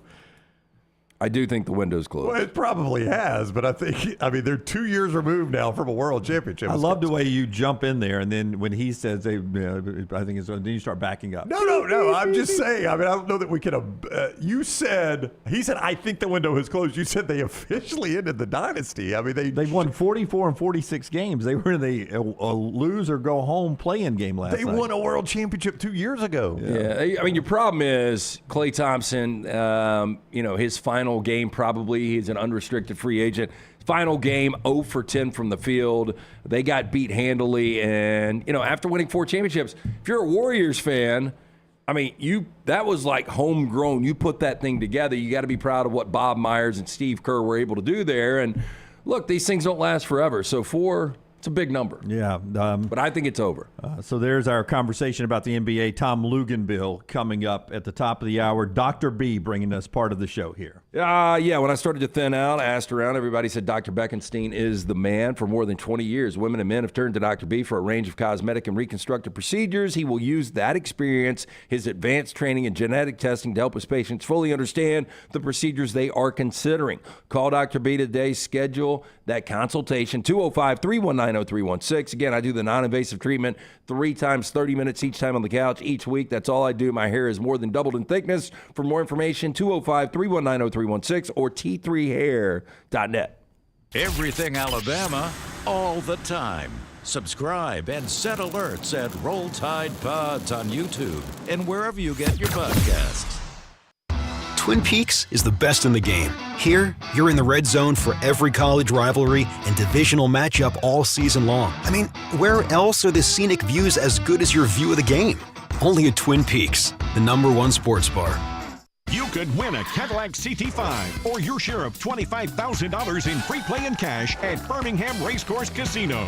The more you visit, the more chances you have to win. Play the latest, most exciting games around with fun bonuses and big jackpots. You can be a winner too. Come win your share during the Cadillac CT5 and $25,000 giveaway at Birmingham Racecourse Casino. Drawings April 5th and 6th. Located off I-459, exit 31, Derby Parkway. Must be 21 or older, must be present to win. Things fall apart. There's even a book about it, but that doesn't mean you have to break the bank to fix them. Ryan Brown here for the next round. Our friends at Mortgage Right have a new renovation option that will make repairs and other home improvements easy. If you've recently purchased a home and find yourself short on cash, or you're looking to buy a fixer-upper, Mortgage Right's renovation loan program can help you spruce up your space. Repairs can be made to your roof, plumbing, flooring, and more with the help of top-notch mortgage professionals. So get your fix by visiting mortgageright.com/TNR. And MLS 2239, Equal Housing Lender. Stop by the New York Butcher Shop and pick up the finest in certified Angus prime beef steaks and burgers, premium pork chops, ribs, and all-natural chicken cut to order just for you. Their chef-prepared entrees and side dishes are the perfect dinner-to-go choice for your family and are ready to heat at home. With a great selection of fine wines and desserts, the New York Butcher Shop is your one-stop dinner shop. 2 locations to serve you, Cahaba Heights and on Highway 119 in Greystone. The New York Butcher Shop, rare quality, well-done service. Logan Martin Lake Fest and Boat Show presented by AmFirst is back May 12th through 14th on Logan Martin Lake in Pell City. It is Bama's biggest in-water boat show with more than 100 boats and vehicles on display, vendors and food trucks, live music all weekend long, and it is free public admission. Don't forget the Friday night fireworks show, free Velcro Pygmies concert Saturday, free mimosas for Mama Mother's Day Sunday. LoganMartinLakeFest.com for more info. It's the annual Logan Martin Lake Fest and Boat Show presented by AmFirst May 12th through 14th. LoganMartinLakeFest.com. Start your day online with our website, nextroundlive.com, for the latest videos, podcasts, and college football stories. It's also a great way to stream the show or shop in the Next Round store. Stay connected by visiting nextroundlive.com. The road to the Indy 500 runs through Birmingham, April 26th through 28th. The fastest IndyCar drivers in the world, Castroneves, Dixon, and Newgarden, will put their skills to the test with one goal in mind: victory. Witness country music superstar Riley Green as Grand Marshal give the most iconic command in racing. Start your engine! Medical Properties Trust presents the Children's of Alabama Indy Grand Prix powered by AmFirst at the Barber Motorsports Park. Tickets are selling fast. Get yours now. Jim Dunaway, Lance Taylor, Ryan Brown, and Rockstar. Live from the Birmingham Racecourse Casino Studios, the next round, presented by Bud Light, is on now.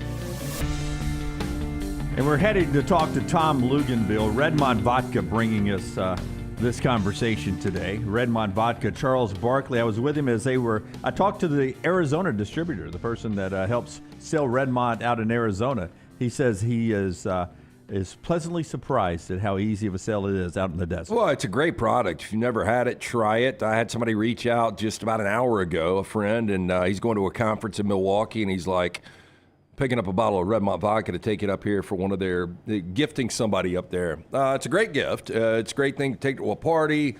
It's available in 22 states. Again, Charles Barkley, one of the great faces behind it, locally owned and operated. It's gluten-free. It's 8 times distilled. Ask for it by name. If they don't have it, tell them to get it. It's Redmont Vodka. ESPN's Tom Luginbill is with us now on the JohnstonRVCenter.com hotline wearing Next Round gear. We always appreciate that. NextRound.store for the Y'all Can Have the Rest t-shirt that Lugs is wearing there. We appreciate that. Luginbill, that's a good-looking shirt, man. How are you, buddy? I'm good, guys. It's been way too long. I know. We always love talking to you. We got a dog making a cameo. What's your dog's name? I forget. This is Lois. You want to see Lois? Yeah. Lois I was going to guess Lucy. Lucy, there's a Lois. Lois after Lois Lane, I assume? That's right. Yep. Lois Lane. There she is. She's been my partner this week down here at the lake trying to do some spring cleaning in between radio and UFL prep and the stinking transfer portal. Yeah, the old stinking transfer portal. Listen, you obviously made national news on our show. We appreciate you doing that for us. Talking about Colorado once. So let's. Thanks, Taylor, by the way. Yeah, little T took care of that. Yeah, and she sent me a text yesterday, Luginbill, and she said, before I send this out, because I did a clean read on, I think Colorado's got a difficult schedule. You see what's going on, and even more craziness happened after I said this. I think they're 1-11 next year, and I think Vanderbilt has more wins than Colorado. How dare you say something like that? You're not allowed to say that. I've heard. Are you out of your mind? Oh my goodness! Why do you say that though? Okay. Honestly. Well, honestly, just watching how they ended last year, watching how inactive they are recruiting. And I'm talking more so traditional recruiting. When you've got Shiloh Sanders sending out a Twitter message saying offensive and defensive DM me, it just seems like an utter mess. I said it before I saw that, but when you look at the schedule, this new Big 12 schedule for Colorado is really difficult. No, it is. And I think the question that you have to continue to ask yourself, separate yourself from Travis Hunter. Separate yourself from Shedeur Sanders, okay? You have to ask yourself, how much better have they gotten at all of the other spots? And I'm not talking starters. I'm talking about 1s, 2s, and 3s, whether it be through the transfer portal, whether it be through high school recruitment. Listen, I get Jordan Seaton got a chance to be a great player. He's still going to be a true freshman playing in the offensive line, okay? We saw how that worked out for Caden Proctor for the vast majority of the year last year at Alabama. It is a steep curve. Then you lose your other offensive lineman in Savion Washington. All right. So this is a fascinating roster to watch because in order for them to get more wins, it's not Shedeur and Travis Hunter. It's the people around Shedeur and Travis Hunter that have to be infinitely more talented and deeper. Yeah, no, and Luginbill, somebody made this point too in our chat room. If they really start losing, does Deion Sanders protect Shedeur and sit him the final 4 or 5 games, knowing what his NFL prospects could be? Well, I think you're getting into some really dicey conversation there because now, right, wrong, or indifferent, Deion Sanders is responsible for the well-being of the program and everything within the program under his umbrella, not just his son, who's the starting quarterback. And in fairness to everybody else on that team, in fairness to that program, the job is to win games. The job is to go out and put your best football team on the field. I think there's a responsibility to do that. But I also think, and I really believe this, I believed this last year, the next evolution for Shedeur Sanders is he needs to do a better job of protecting himself in the sense that a lot of the sacks, a lot of the hits, a lot of the targets, a lot of the hurries, I know he's trying to keep the play alive, but sometimes you just got to live to play the next down, and that 2nd and 10 is okay as opposed to 2nd and 19. So I think they can get better through him having a better clock and protecting himself. ESPN's Tom Luginbill is with us on the JohnstonRVCenter.com hotline. Dunaway made this point yesterday.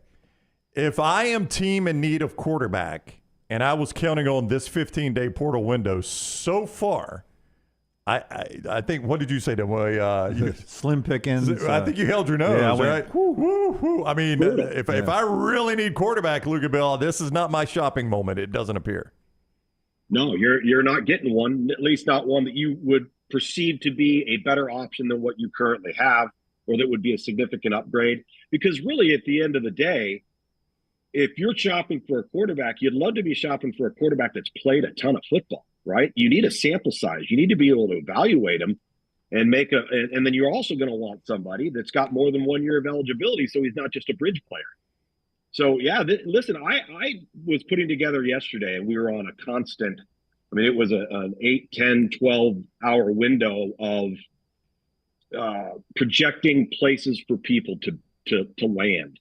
Well, you're trying to come up with, let's just say, who you think are the 10 best players in the transfer portal, and where do you project them going? And guys, throughout the day, it was tough to come up with the 10 best. Right. The numbers aren't there. And they may be there for a handful of teams that are looking for a very specific need on this guy or that guy, but it's not as if we have 30 to 35 to 40 to 45 guys that are bona fide dudes that chose to go in the portal that 10 different programs are going to be shopping after each one of them. That's not the case here. I think if you want a quarterback, you're hoping at some point a quarterback from Alabama or a quarterback from Ohio State loosens up and leaves, because both of those seem to be crowded. But I want to ask you about Alabama. Nationally, I think a lot of people thought after spring practice, this portal, that some more Alabama players would exit. And so far, it hasn't been a swinging door of people leaving yet. What do you think is happening here? Do you think the NIL is working really well? They really like the new coaching staff, combination of both? What do you think's happening? I think it's a combination of a lot of things. First and foremost, I think it's a combination of an inherited roster took the time, knowing that there were 2 transfer portal windows, the first one and the second one that we're in now, that took the time to give this staff a chance. Yes, Alabama has name, image, and likeness opportunities. Yes, they are greatly funded and greatly resourced. But these players also chose to go through a winter conditioning program, spring football, day-to-day interaction, and gave this coaching staff a chance to see what they're all about. Listen, there's a reason Kalen DeBoer and his coaching staff have won a lot of football games in a lot of places. So then you get into spring ball. Now it's the one-on-one interaction on the field, the level of competition, the reps that are being divided amongst people. And maybe what we have here is a coaching staff that is appreciated and well-liked by their football team, and a football team that the coaching staff can work with and knows is invested in Alabama football. Because I think that's the one thing that gets glossed over in all of this, guys, is with all of this player movement, all of this transfer portal movement, a guy like Penny Boone, who's gone from Toledo to Louisville, now he's entered it again. Who's actually invested in your football program? Who's invested in winning games, winning championships? Who can you count on? Who can you trust? That's the biggest question in college football right now when it comes to the transfer portal. Because if guys are just going to constantly be seeking the what I call the BBD, the bigger, better deal, and they're always going to be looking outward, what good are they to you to build a strong foundation in the football program? The NFL draft next week, and if I asked you right now, you can draft any one active player in college football for this upcoming season, who would it be? Any one football player, it would be a tie between Marvin Harrison and Brock Bowers. No. Let me pull back. Not draft eligible. I'm talking about guys that will be playing at the collegiate level next year. And I had to draft a college guy for next year. Who did we have? We did our top 5. Yeah, we did our top 5. I'll erase mine. Who did I have number 1? I had Travis Hunter 1, Carson Beck 2. I think I had Travis Hunter 1 as well. I had Luther Burden 1. Okay. I think I had Travis Hunter 2, Carson Beck 3, Ollie Gordon 4. Yeah, we all had Ollie Gordon in there. I did not. I didn't go running backs. Really? They're usable. Listen to Luginbill's surprise. You're surprised we had Ollie Gordon that high? And I had Caleb Downs. Yeah. A little bit. Well, listen, I think Caleb Downs is the pound for pound best football player in the entire portal. I would say Carson Beck, probably Luther Burden, Travis Hunter, and where are we looking at Travis Hunter? A corner? Yeah, I think he'll be a cornerback. Okay. Yeah. Yeah, I do too. I mean, that's where the money position is. But what I'm taking from what you're saying, do you agree that Carson Beck is the best quarterback coming back in college football? I think he's the best. Yeah, I think he's the best option. I also happen to agree too that he's got luxuries that not every quarterback has in terms of personnel around him. Obviously, all of that stuff helps too. But I do think he is uber efficient and exceeded expectations, at least in my mind. So yeah, coming back, I like that. I do think Luther Burden is in a different category. Like he is he has some Des Bryant type qualities. Wow. That's good. Yeah, I'd say so. Yeah, I threw a little Evan Stewart in there. I threw a little Quinshawn Judkins as my one running back over Ollie because I like Judkins being able to do some versatile What things. about Travion Henderson, his teammate? Yeah, I mean, if he can stay healthy. I know. Yeah. I will say this. They are a different team when he's in the game. Yeah, when I saw him, the first time I saw him as a true freshman, Luginbill, I was like, this guy might be one of the greatest college running backs ever. Yeah. I mean, he's got to stay healthy though. Like to your point, and that's the thing, Jim. To your point with running backs is, you can find a running back in all shapes and sizes that are more than serviceable that you can win a lot of games with.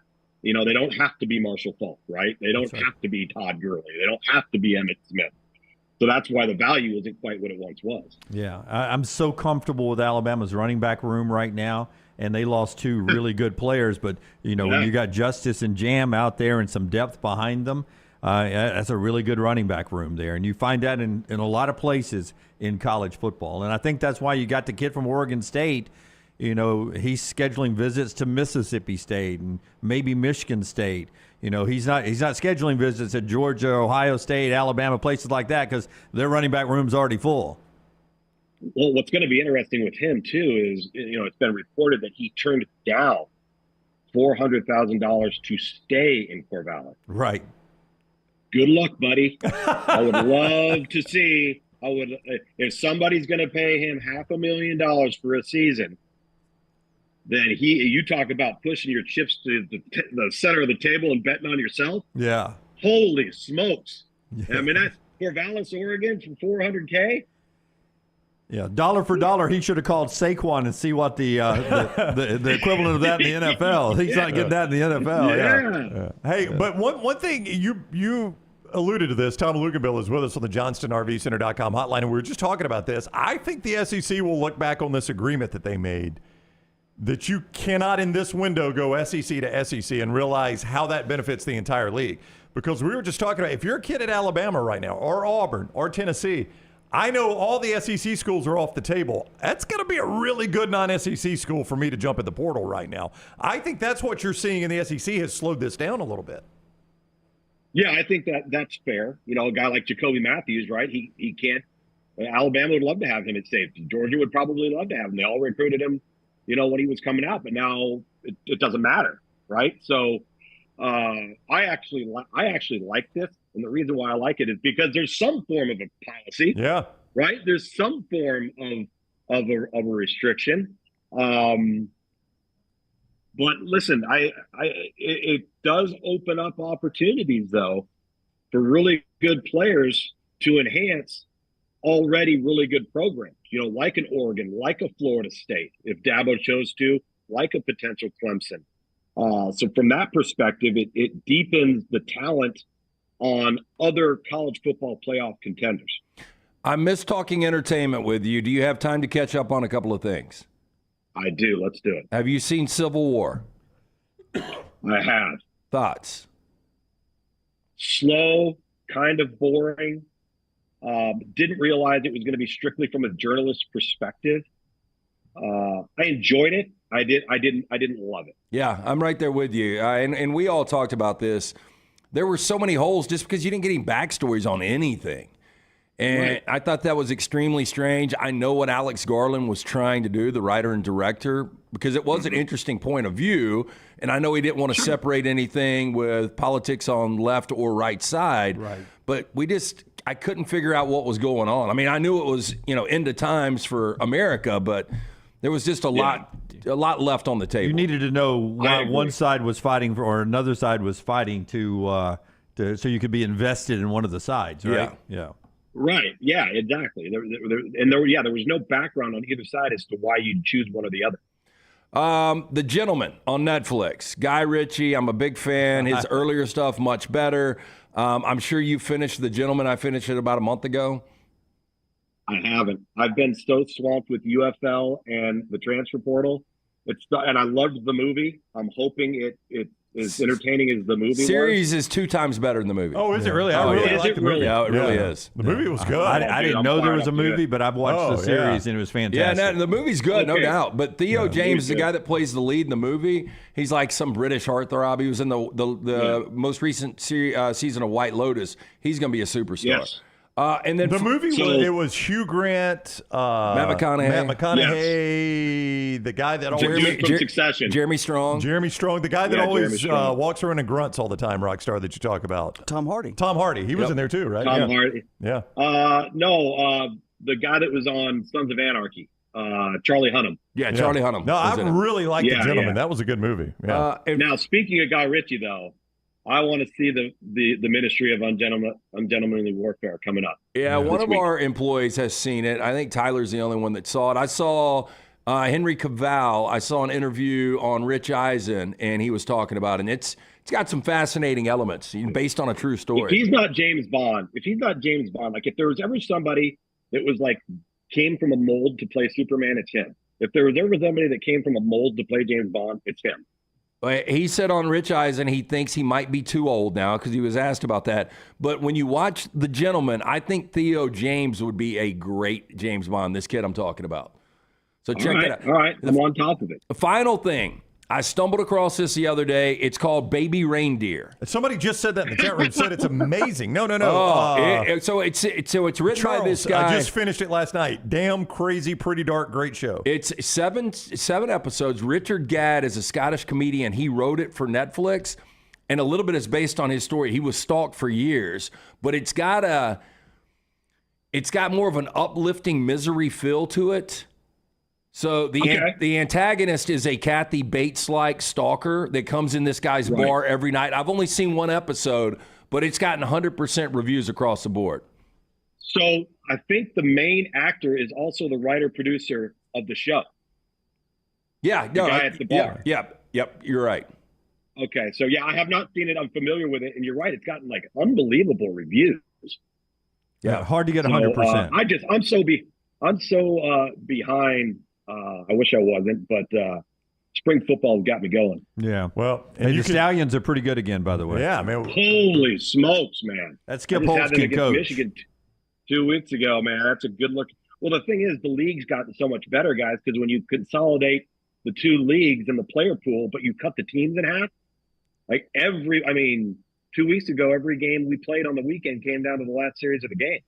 And as a result, the games have been good and the ratings have been fantastic. So it's been a lot of fun so far through 3 weeks. Saturday, 11:30, ABC 3340 in Birmingham, ABC wherever you live, you'll see Showboats Battlehawks, and that's Luginbill's game, Showboats Battlehawks in St. Louis. So A.J. McCarron has been the best quarterback in spring football, basically, for 2 or 3 years now. So you get to see him. I don't know. I don't know if that's a fair statement. That's a fair statement. I don't know if that's a fair statement. Is that an unfair statement, Luginbill? McCarron's been the best player. I just said in spring football, and I'd say the NFL. Magoo was better than him. Well, I think that's subjective. What's not subjective is Skip Holtz. Do you think he gets a shot? Like the college thing, I thought he was okay, weird jobs. But the NFL's a different animal. And I know this sounds crazy, but the guy doesn't lose at this level. Do you think he would ever get a shot in the NFL? So a couple of things there. Number one, he won at some places that are hard to win at, right? I mean, you got to give him some credit there. Quite honestly, and I had this conversation with him in our preparation of our game 2 weeks.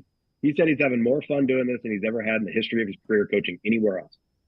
And whether the NFL comes calling or not, whether that's something he would be interested or not, I don't know. But I know if there's longevity and there's long-term viability to this, I think he's perfectly happy doing exactly what he's doing now. And I don't know if you guys have listened in, but he is television gold with the access. Yeah. Because his conversations with quarterback on the sideline and how he deals with them It's just fantastic. Yeah. It's really, really good. I love it when he says this is why I called that play, because you could have done this or that. So next time, don't throw it away. Throw it to here or there. Yeah. Next time, don't do this. Do that.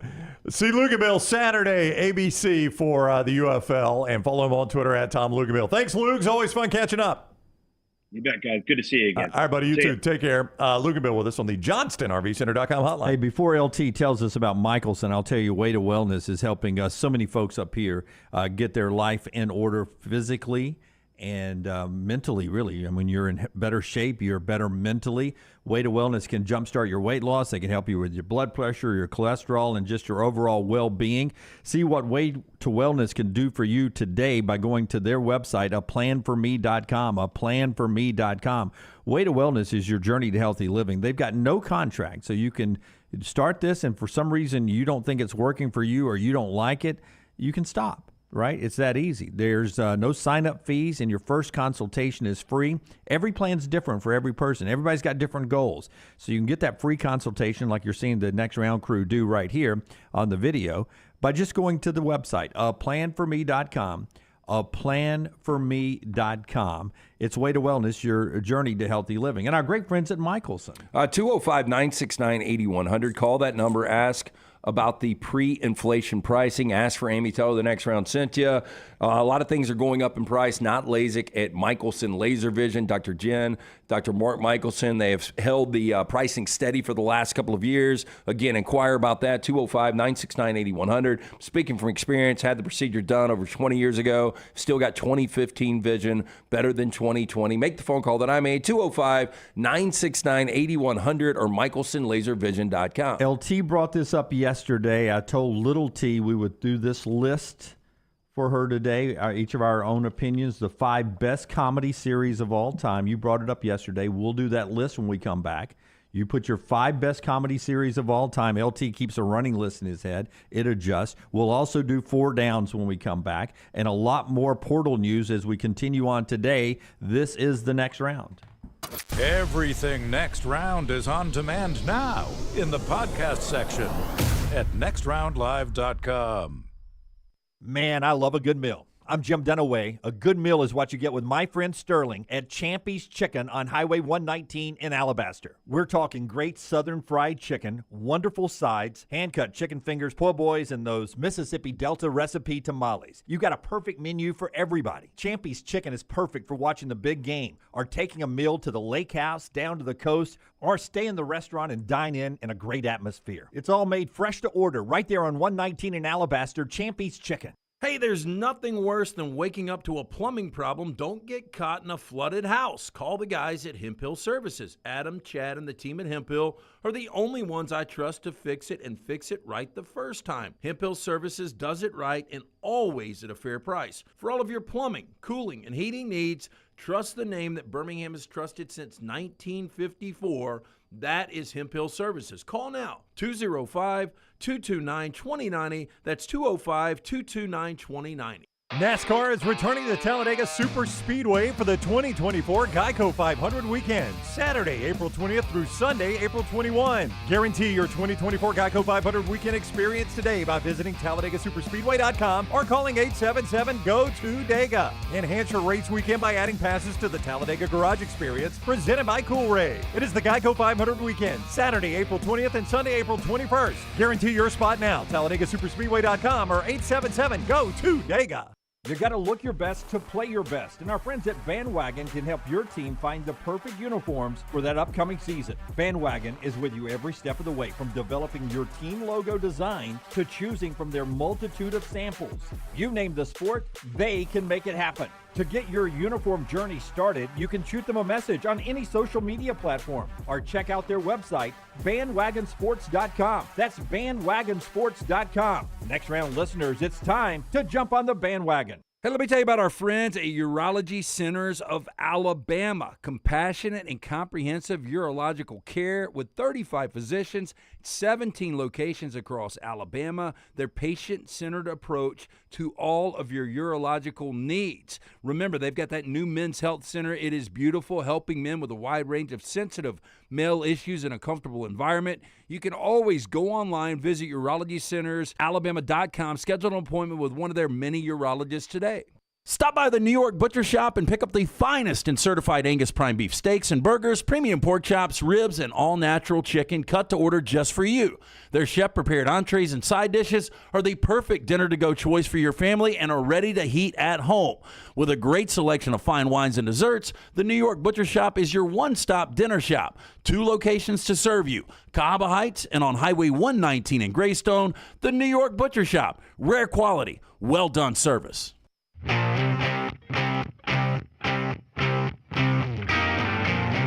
I know is broadcast. I don't think it would have made you more. Hey, here we go. Another segment here.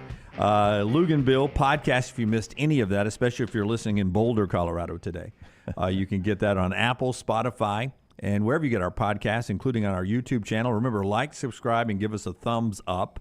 SS says, I heard the Coyotes moving out of Arizona to Salt Lake. We mentioned that earlier this week. Absolutely. They've been playing in a 4,600-seat college arena, and they were going to have to do that for at least 3 more years if they built a new arena in Arizona. The Salt Lake folks who own the Utah Jazz, they've already got an arena there, but they're going to build another arena for them. They're going to play where the Jazz plays for a few years. So that's the deal there. We'll keep an eye on the portal news. Sears and Nelson, don't know when they're going to make their decision in Alabama. Janai Broom's decision expected today at some point, and we're keeping an eye on that as well. Show being brought to you by our friends at Urology Centers of Alabama. You know, I think the first time UCA was on with us, maybe it was last year for our 40 and 40. I know they brought us our 40 and 40 countdown to kickoff last year, and they've been with us a long time. It's because they're a great organization. They've got 16 Urology Centers of Alabama spread across this great state. And they're there with 35 urologists to help you for everything from prostate health to kidney stones and everything in between. Early detection so important. Go to the website and schedule an appointment today, urologycentersalabama.com, urologycentersalabama.com, or 205-930-0920, Urology Centers of Alabama. We'll get to the comedies in just a second. But 4 Downs comes first. It's brought to you by our friends at Slice. LT will tell you about Slice in just a second. But we'll start things off with first down. I'm interested today, LT. You're going football, you're going basketball, a lot of celebrity birthdays, because was this the day you gave us? No, it was yesterday's birthdays. You gave us a day early. Yeah. So we're back on sequence today. But you know, the day he missed the birthdays was Leonardo da Vinci, and somebody in the chat room said, better career, Leonardo da Vinci or Leonardo DiCaprio? Da Vinci or DiCaprio? I'm going to... The guy invented, like, scissors. Yeah. Who? Da Vinci. No, DiCaprio. But DiCaprio... I mean, he really did. He came up with invented the scissors. Yes. Yeah, he came up with really the way a helicopter works. Okay, but somebody was going to do that. Yeah, I mean, but Leonardo da Vinci's been in a lot of good movies too, right? Yeah, you just said Da Vinci, by the way. Leonardo DiCaprio's been in a lot of good movies. Well, your brain today. I woke Rockstar up. It's just so ridiculous. It's ridiculous. Da Vinci by a mile. I agree with you. First down. I was asked this random question yesterday on The Meltdown. Got to make my debut performance there. I want to go back and watch that. I don't know that there's anybody on our staff that is more, on our Daily Show staff, that is more equipped to do that show than you. Because Eric, you love movies as much as Freddie Melton did. Yeah, fair enough. They asked me my favorite Arnold Schwarzenegger movie. So I wanted to ask you guys that. I asked Jack Taylor. He said his is Predator, which I mentioned Predator when we were talking about Schwarzenegger. Oh, Predator is a good one. I'm going to go, what's that one with Tina Turner and they're riding in the desert and it's like the end of the world? That's, Mad Max Beyond Yeah, Thunder. that Max. is Mel Gibson. Yeah, that is not Arnold's not even close. Could you imagine to him on not in Mad that? Max? I thought he was in the that. end of the world. No, I think she did. Like the dude that used to be in her band that had Arnold's build. You know what I'm talking about? No. Well, are you talking in the movie? No, I think he was in the movie, but I think he was in her band too. No. But that Beyond Thunder was a good movie. I'm trying to give Dunaway. I'm going to go with the one with the great scene where it's he's got his wife and they meet in a hotel. True Lies. True Lies. Yes, that's a great movie. The fact I can read his mind. Yeah, cinematic perfection. True Lies was True pretty Lies good. is good. It might be mine too. Yeah. No, but that's sexy for me. That's sexy for me. I would go Terminator 2. Terminator 2 is So Terminator 2 better than Terminator. Yes. Terminator. Both are really good, but yeah, I would say Terminator 2 is better. Twins? A lot of people are saying Twins. I don't know if they're joking. No, Twins is also. Twins is a good comedy. Kindergarten Cop, Twins, Predator, and I would go Terminator 2. Yeah, I think Kindergarten Cop's really good, but I don't know. Second down. Oh, next job first. Chris Beard or Bill Belichick? Forrester read the story today. Give me Forrester's mic. Speak into that mic. Get tight on it there. Yeah, Forrester. we got that thing got jacked up again. It does it a lot. I don't know why. Not great audio. You read it today at ESPN.com. I assume LT did it. They basically, Robert Kraft did not give rave reviews for Bill Belichick, did he?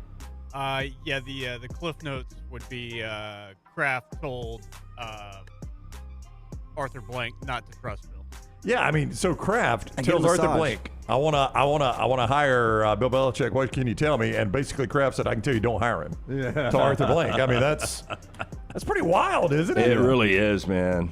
I just don't know how you have that much success together and can't, whatever personal differences you have, once it's over, you can't just bury the hatchet and try to do something nice for somebody. Yeah, big story at ESPN.com today how Bill Belichick was, quote, voted off the island.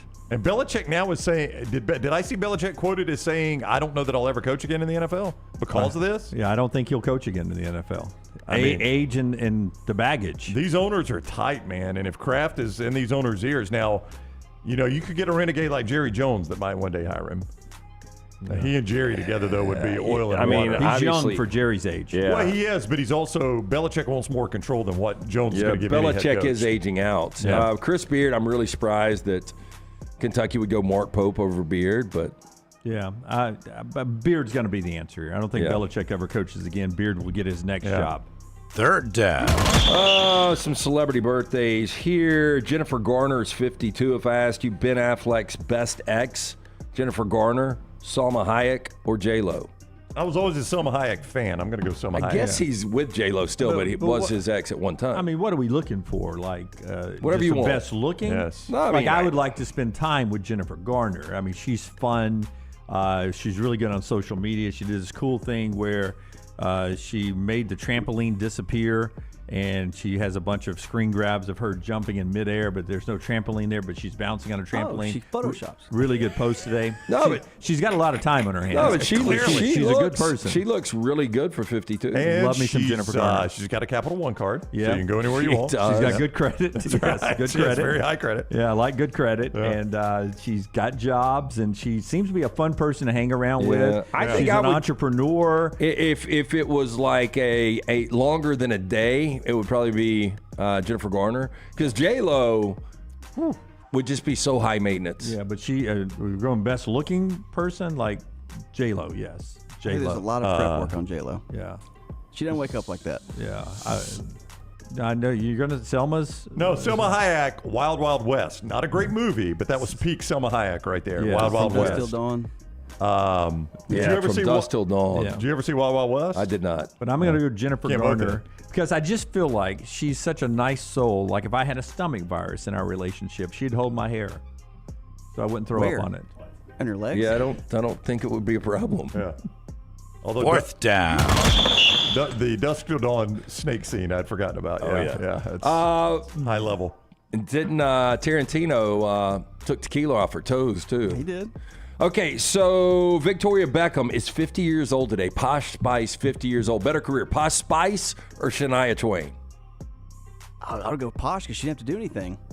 Like she literally wouldn't do the reunion. Well, I 'cause she think doesn't even wanna when sing. Shania was at her height, All right, I don't think people realize how big the Spice Girls were overseas. Yeah, but give me the Spice Girls power ranking. Is Posh? Didn't she marry Beckham? Yes, she is married Is to she Beckham. number one? She was kind of the alpha. Yeah, I think But she she's is. one that nobody she wasn't a singer. She was just like the girl that. Who's their big singer? Oh, you got what are they? Baby Spice, Ginger? 40s, Ginger Spice. Ginger, and then the Okay. Scary. Scary We Spice. have a high Mel school B. superstar, Jordan, in here. Jordan, have you ever heard of the Spice Girls? Yes. Okay, that's She guys good. lived That's under a rock. Have you heard of Shania Twain? Yeah, Okay. okay. I guess Yeah. she's heard of both. All right. Yeah. I mean, Shania Twain was. Yes. I never liked her music. I can say that. I'm no shot at it. I never liked Shania Twain's music. Don't know if I ever liked the. I don't know if I ever liked Spice Girls. I do not music. like your work. Yeah. no shot at Shania, but I know she was very popular. Right. Man, I feel like a woman. Oh, that is not her best song. That drove me crazy every time it came on the radio. Does it different in 2024? It's a good comment for Patrick. Yeah, everyone is saying Shania. It's a revival. Shania had a good career, and she was solo.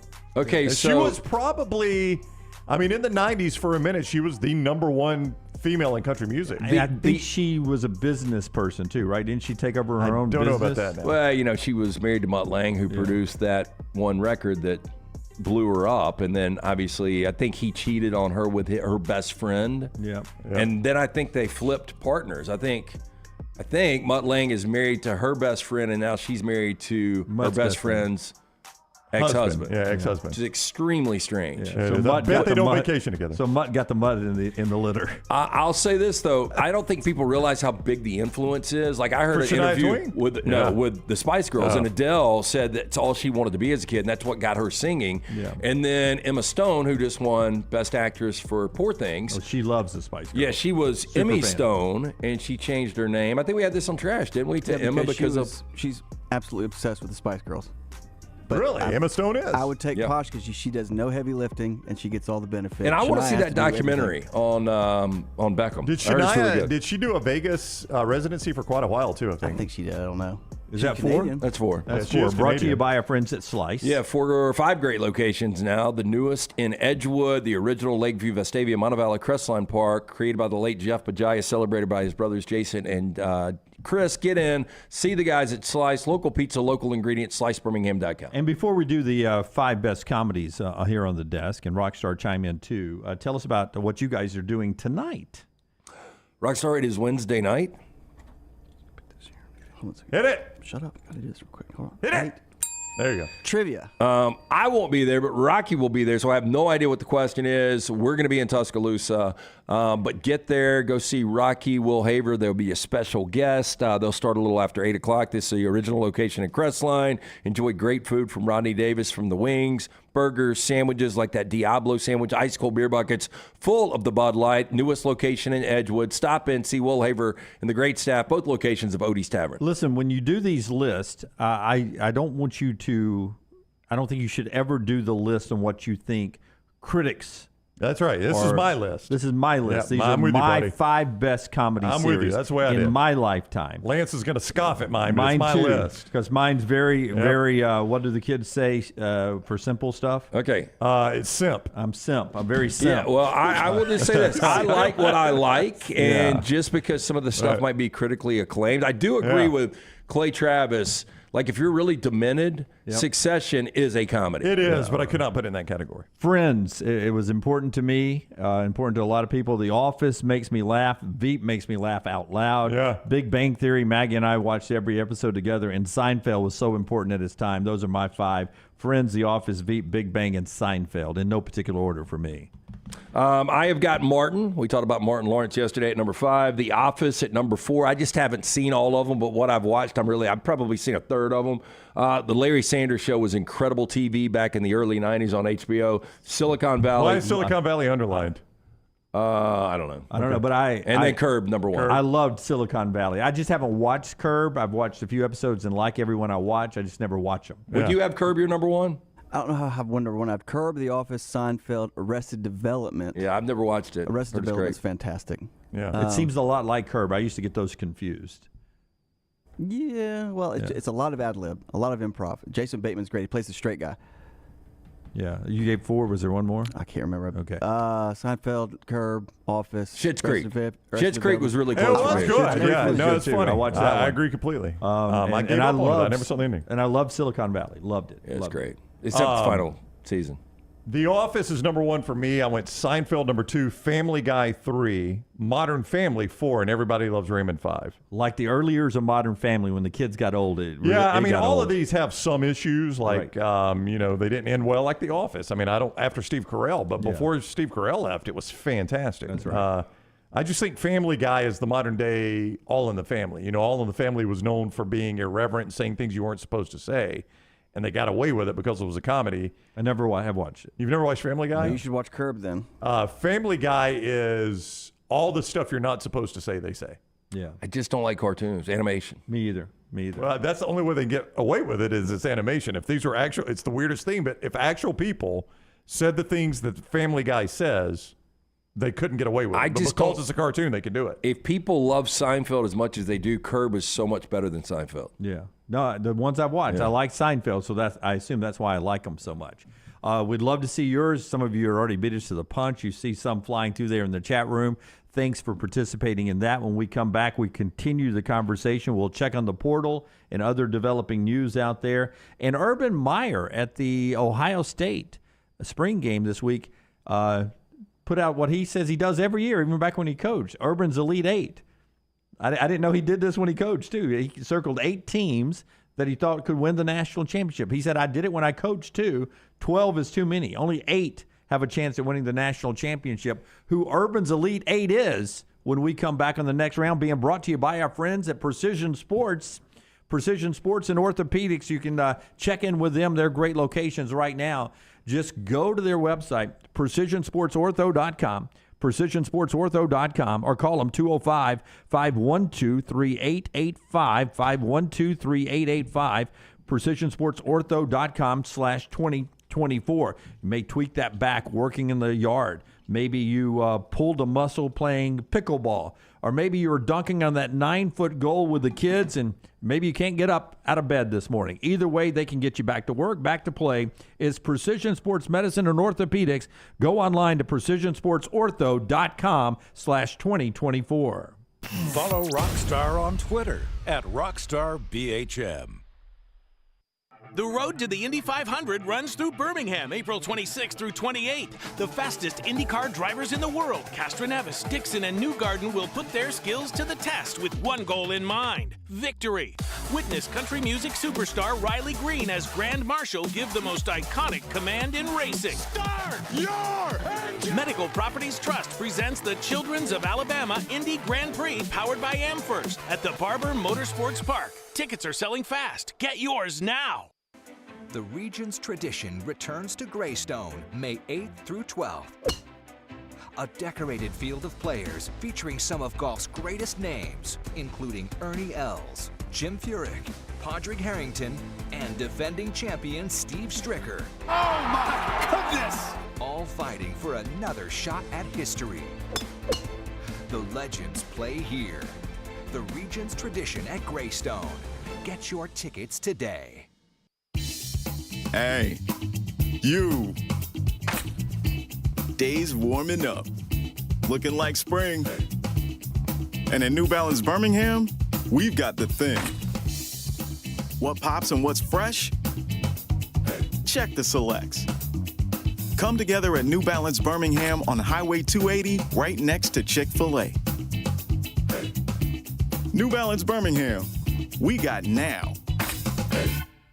The wait is over. Tonali has arrived. Beautifully distinctive Italian styling and performance. Come test drive the all-new 2024 Alfa Romeo Tonali plug-in hybrid at Alfa Romeo of Birmingham. The all-new Tonali offers best-in-class horsepower and torque, fastest 0 to 60 times in its class, plus best-in-class range with full electric charge. And best of all, qualified Tonali leasees are eligible for up to $7,500 EV tax credit factored into your lease. Hurry down to Alfa Romeo of Birmingham and experience the all-new Tonali. NASCAR is returning to Talladega Super Speedway for the 2024 Geico 500 weekend, Saturday, April 20th through Sunday, April 21. Guarantee your 2024 Geico 500 weekend experience today by visiting TalladegaSuperspeedway.com or calling 877-GO-TO-DEGA. Enhance your race weekend by adding passes to the Talladega Garage Experience, presented by Cool Ray. It is the Geico 500 weekend, Saturday, April 20th and Sunday, April 21st. Guarantee your spot now, TalladegaSuperspeedway.com or 877-GO-TO-DEGA. Golf season is here, and if you're looking for a great golf course with affordable rates, you need to check out the newly renovated Woodward Golf Club. Woodward Golf Club is a semi-private club with membership opportunities available, but is also open to the public. You can book tee times online at this hidden gem by going to golfwoodward.com. For only $195 per month, you can enjoy unlimited golf 7 days a week. Membership includes discounted cart fees, unlimited range balls, and the use of our practice facilities. For more information on memberships and the course, check us out online at golfwoodward.com.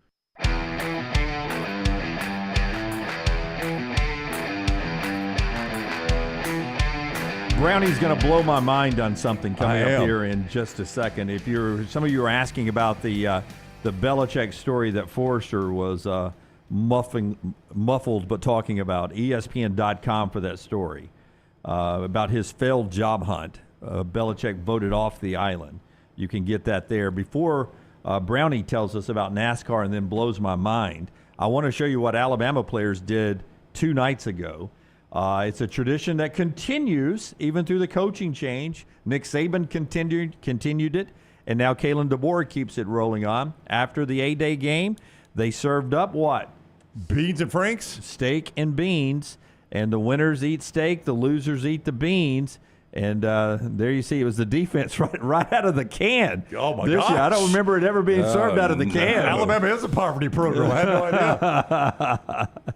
idea. Beans and Franks. Hey, that I like plate beans does and not Franks. look sturdy. You know, there are different types of paper plates, and that looks like the type of paper plate. If you put too many beans and Franks on it, it's gonna fold. Coach Freddie Roach there saying, when Saban was here, this defense, we won every time. I eat steak. Yeah. I like beans and Franks, though. I do too. I haven't eaten them in forever. Yeah. I don't. Obviously, they're cooked. They're heated. But they put them back in those cans. That's punishment right there. That is. That paper plate. I bet the steak got nice silver. Yeah, do we not get to see the steak? No, this is all about insulting the Bean and Frank crowd. All about punishment, man. That's right. All about punishment. Humbling yourself, man. This is basically taking a flight to Spokane with a little T. Is Boy, what this old is. school. Look at Kane. Got a big Brian plate Hall. there. You wouldn't have wanted to be in there later that night, would you? Boy, no. No, not at all. Boy, that's a lot of salt. Or is that sugar? I don't know. Yeah. Beans and Franks, baby. Yeah, there you go. I'd eat the heck out Good of tradition continues over there. So tell me about NASCAR, And Brownie. then blow your mind. And then blow my mind. 877-GO-2-DAGA. Dunaway 877-GO-2-DAGA. That is the number to call to get your spot at the Geico 500 weekend coming up this weekend. You can still reserve a camping spot. I saw that our buddy Brian Crichton, who was the track president, was out there honoring the first RVs to show up, the first camper in line. They honored them. Today. They do that every year. That's how much they appreciate the campers that are coming out there. You can reserve Was our man Nick Johnston? I don't know if Nick was the first one, but it might have been one of his RVs. Pole position. Yeah, you can reserve your spot. You can also get that garage experience presented by Cool Ray. 877-GO-2-DAGA. 877-GO-2-DAGA or TalladegaSuperspeedway.com. Do I need to put some water in my mouth so I can spit it? No, it's not a spit take. All-time best-selling albums on reported sales.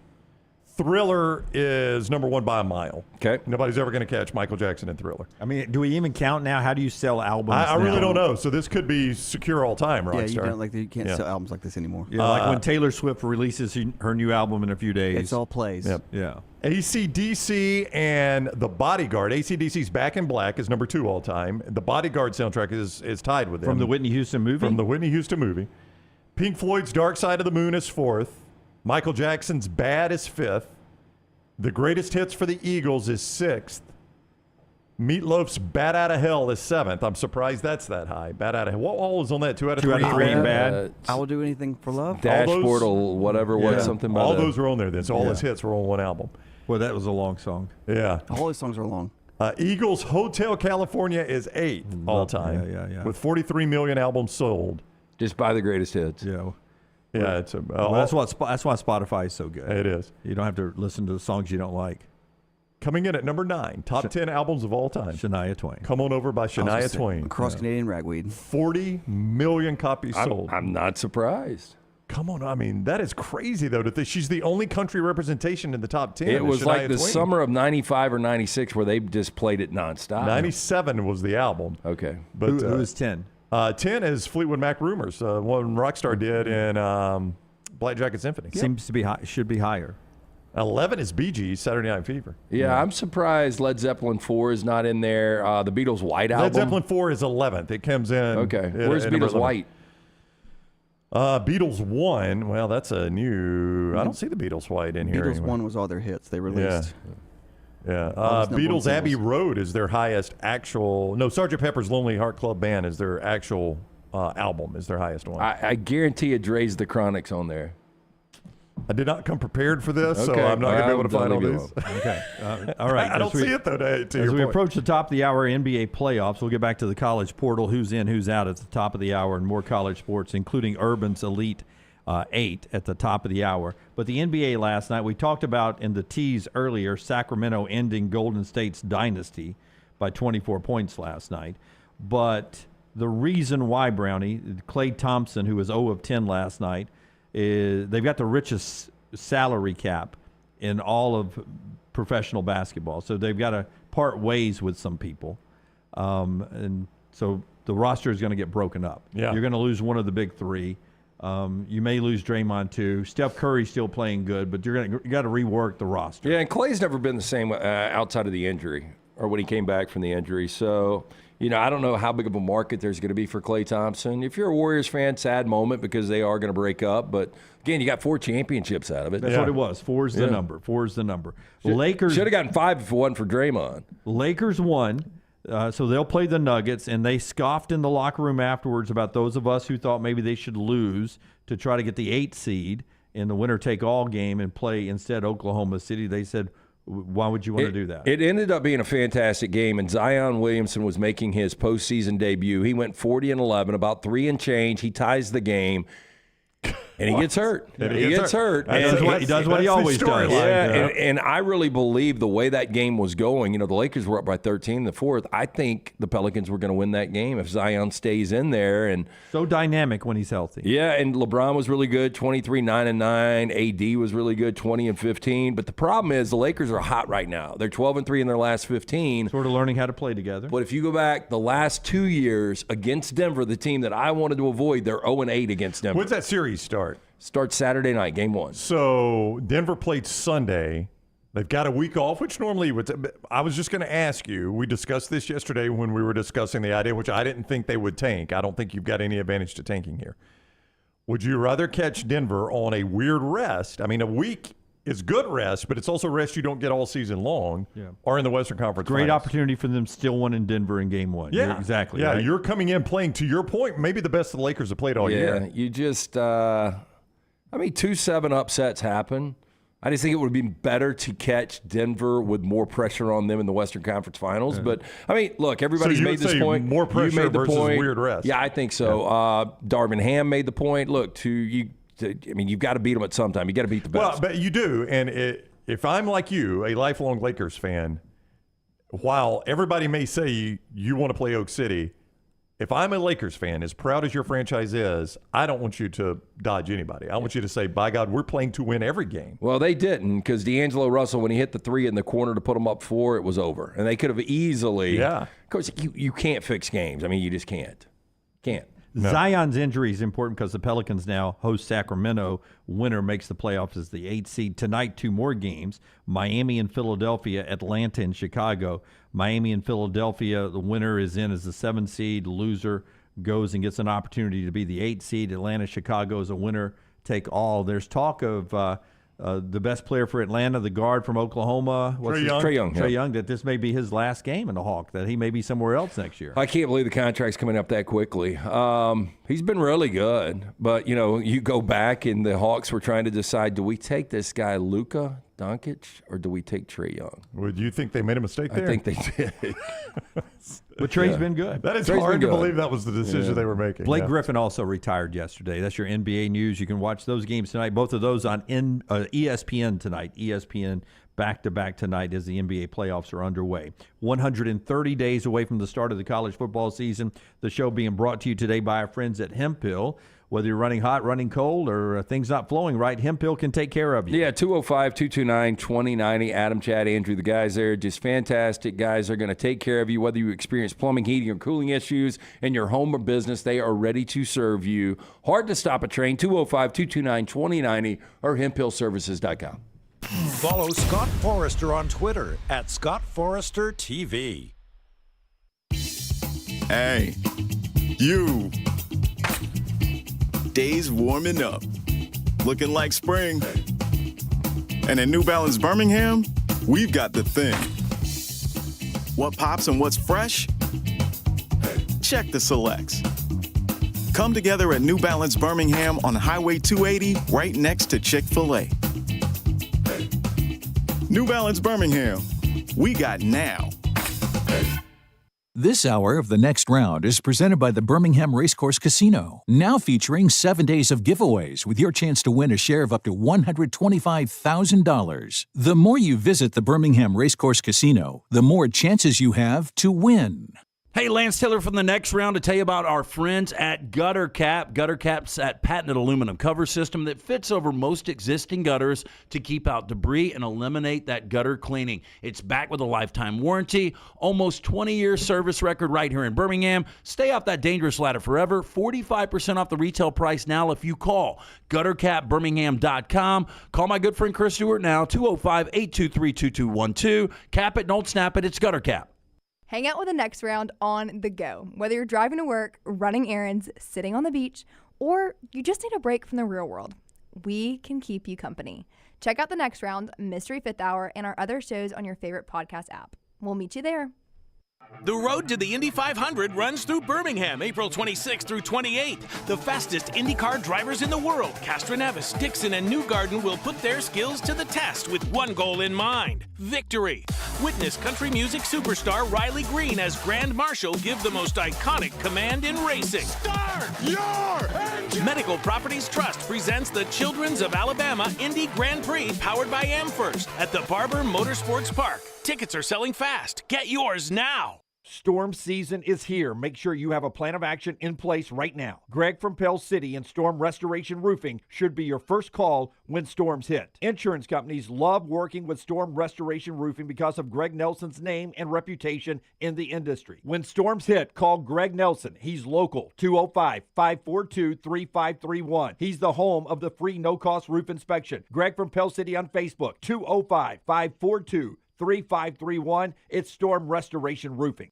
There is no better place to watch your favorite sporting events and enjoy great food than one of the 3 great Birmingham locations of Walk-Ons. The TVs are everywhere with your favorite sports, and the menu is second to none. From the great appetizers like the waffle cheese fries to the Avery Island salad, handhelds like the all-new chicken bomber, bistro specialties with a special taste of the bayou, the amazing hand-patty burgers, the great po' boys, and the specialty drinks. Visit any of the 3 great Birmingham locations of Walk-Ons: Greystone, Stadium Trace and Hoover, and the brand new location in Trussville. Jim Dunaway, Lance Taylor, Ryan Brown, and Rockstar. Live from the Birmingham Racecourse Casino Studios, The Next Round, presented by Bud Light, is on now.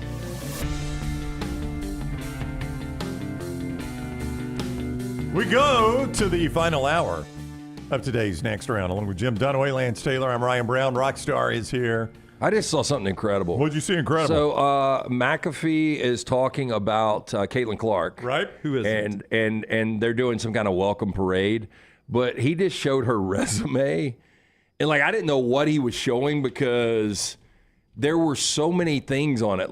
There was 50 or 60 things listed on her resume. Like just awards and recognitions and stuff? Yeah, and I've never seen anything like it. Yeah, but if you look, and this is all jumping off by the fact that the WNBA draft drew 2.45 million people the other night. And everybody knew she was going number 1. Hey, by the way, that's more than the NBA draft will draw. Yeah, I mean, that is more than the UFL has drawn. I think you can take a whole weekend of the UFL and combine those. And I get do wonder what the numbers million. after the Indiana Fever said the most obvious thing in the world. The Indiana Fever with the number 1 off selection selects Caitlin Clark, University of Iowa. How many people cut off after her interviews? Yeah, I don't know, because that would you would need to know the peak audience then, because that's going to be. I'll see if I can find that, Lance, because that's going to be the peak audience. Yeah. But it's insane that they got that big of an audience, and everybody in the world knew she was number 1. Even ESPN already knew. They had already picked all their games. You know what the dynamic combo for WNBA ratings will be? What's that? If Taylor Swift bought season tickets to the Indiana Fever and sat where Jack Nicholson used to sit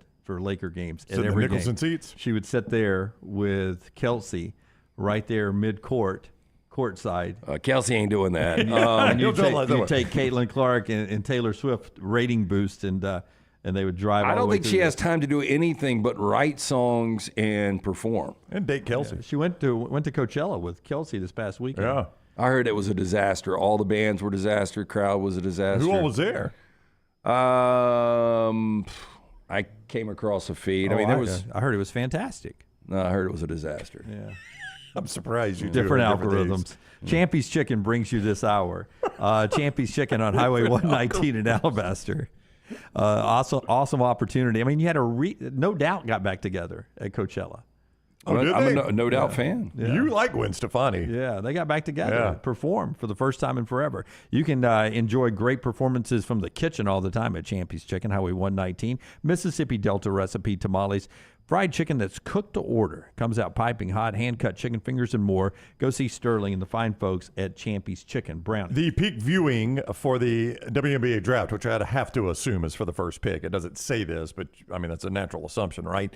3.09 million. So they probably started their draft with 3+ million people watching. That's pretty insane.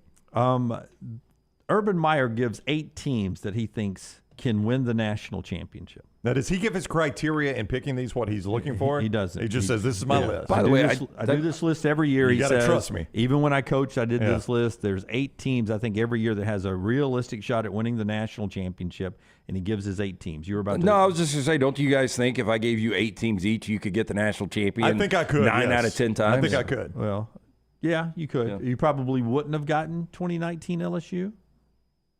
Probably no. He said Lance said 9 out of 10 times. That might have been the one because I would have gone Alabama that year. I know TCU would have scared the heck out of you because you wouldn't have had TCU in the national championship until they kicked the ball off. I would have survived. Yeah, but they were there. But Urban's Elite 8 this year. No surprise, Georgia. Yep, that's easy. Any idiot could do that. Alabama. Yep. Ole Miss. That's where he's out on a limb, I think, a little bit. Go ahead. Texas. Okay. All from the SEC. Right. Ohio State, Michigan, Oregon, all from the Big Ten, and then one non-SEC or Big Ten team. Who do you think it is? I think he... Wrong. If you answered No, well, wrong. I'm just going to say you're wrong. Wrong. Wrong. I was going to say Utah. Oh, it is Utah. Oh, look at that. Right. It's right. You got it. I mean, Kyle Whittingham. If I had said wrong, if I have not said wrong. I was going to say Florida How State. many years have I said Utah is getting to a college football playoff? You love UConn more than him. I think Utah's going to be really good again this year. Yeah, Utah is the answer. I think they're like plus 6,000 in the betting circuits. Interesting omission there. My bookies of the world. Yeah, an interesting omission is USC from the Big Ten. I mean, because when you said Ohio State, Michigan, well, I think USC will be better than Michigan. Yeah, no, don't you? There's one big omission from the SEC. I do. From the SEC? Yeah. Who did he not mention? He mentioned Texas, Ole Miss, Alabama, and Georgia. LSU. I mean, he didn't mention LSU. LSU. You'd have LSU for an Ole Miss. Everyone who was writing about Urban's Elite 8, they were like, boy, no Brian Kelly, no LSU. That roster has got some talent, some recruits rolling in. And he did not mention anybody from the ACC. No Florida State, no Clemson. I'm probably okay with that. No Miami if they got hot. Well, I mean, now in the system in which we live now, you are guaranteed one of those teams is going to be in the playoffs. So yeah, but you're also give you a little pause. It has become more difficult to win a national championship because much like basketball, you got to play more games. That's right. So if you took Urban's Elite 8, the Georgia, Alabama, Ole Miss, Texas, Ohio State, Michigan, Oregon, and Utah, I don't think I'd have Michigan in there. I don't think I'd want to put my life on this. Do you think that would be the 8? No, it wouldn't be my 8. Yeah. I think he probably gets it, but I wouldn't have Ole Miss. I can't see a world where Ole Miss is winning a national championship this year. There's no way Michigan, not only with all of the attrition, there's no way they're going back to back. Who else would you put in the Big Ten then? Well, let's start there because you're going to have Ohio State. Just replace Ole Miss and Michigan then. Ohio State and Oregon are the only ones. Oh, replace those? Yeah, to get to your 8. To where you'd feel comfortable enough. LSU would be one. In front of Ole Miss. Yeah, okay. I'm going to LSU. So you still have 4 SEC teams. So the team you picked to win the national championship last year, you'd have them back in contention this year as one of your 8. That's understandable. I see the shot there. No, I mean, everyone is saying that's the biggest one that he left out. He didn't have Notre Dame, did he? He did not have Notre Dame. I think I would go Notre Dame over some of those others. No. So LSU, I wouldn't Notre feel Dame great about it, but who would you take out and put in, Brandon? I mean, you can. I know Lance loves them, but you can do without Utah in this. Oh, yeah. Like, if Georgia or Ohio State, one of those two doesn't win the national championship, I'm going to be surprised. I mean, in fact, Jim, he can't do this. Or he could do whatever he wants, but he probably doesn't want to hear the blowback on this. I would probably just pick 8 Big Ten and SEC teams, if I'm being 100% honest with you. And he picked 7 SEC and Big Ten teams I would and threw Utah. Yeah, through Utah. And I would probably go 3 Big Ten teams and 5 SEC teams, and I'll let you guys have the rest if you want to parrot one of our T-shirts. I don't. Could we look behind the scenes that this is Urban Meyer saying my Utah days much more enjoyable than my days in Gainesville? No Florida is there. I think I would go Tennessee. Ohio State, USC, Oregon. Yeah. I feel like I've covered my Big Ten bases. I don't need 8. You give me 4 and I feel good about it. I agree. You're leaving off Penn State. Well, when James Franklin wins, to Lance's point, James Franklin, Lance can't win 1 big game. Nope. And now in a college football playoff, bare minimum, he's got to win 3 of them. So in a row, by the way. So why would I ever have any faith in him? I mean, he can't win a top 25 game now. Yeah, I would extend the field a little bit if we were still in the 14 playoff. But because we're in the 12-team playoff, it gets that much more difficult. Yeah, because not only you're there, then you got to advance. Yeah, I don't think you'll ever see a TCU play for a national championship. So what is Franklin's top 10 record? It's 0-. It's bad. I mean, and now you get in the playoffs, all you're playing is top 10 teams, basically. What did you say when you threw out? You just think it's 2. You said Georgia, Ohio State, right? Yeah. Yeah. I got something on that here. So you would take Saturday traditions. I would take Georgia, Ohio State versus give us the field. Yeah, I would. Ooh. Yeah. Okay. Saturday traditions. I'd like the field in that. Saturday's traditions has a thought on that. Right after I tell you about our friends at NASCAR, roll the tape, Forrester. We went to Talladega recently and just had a field day out there, going as high on the track as we can to watch the.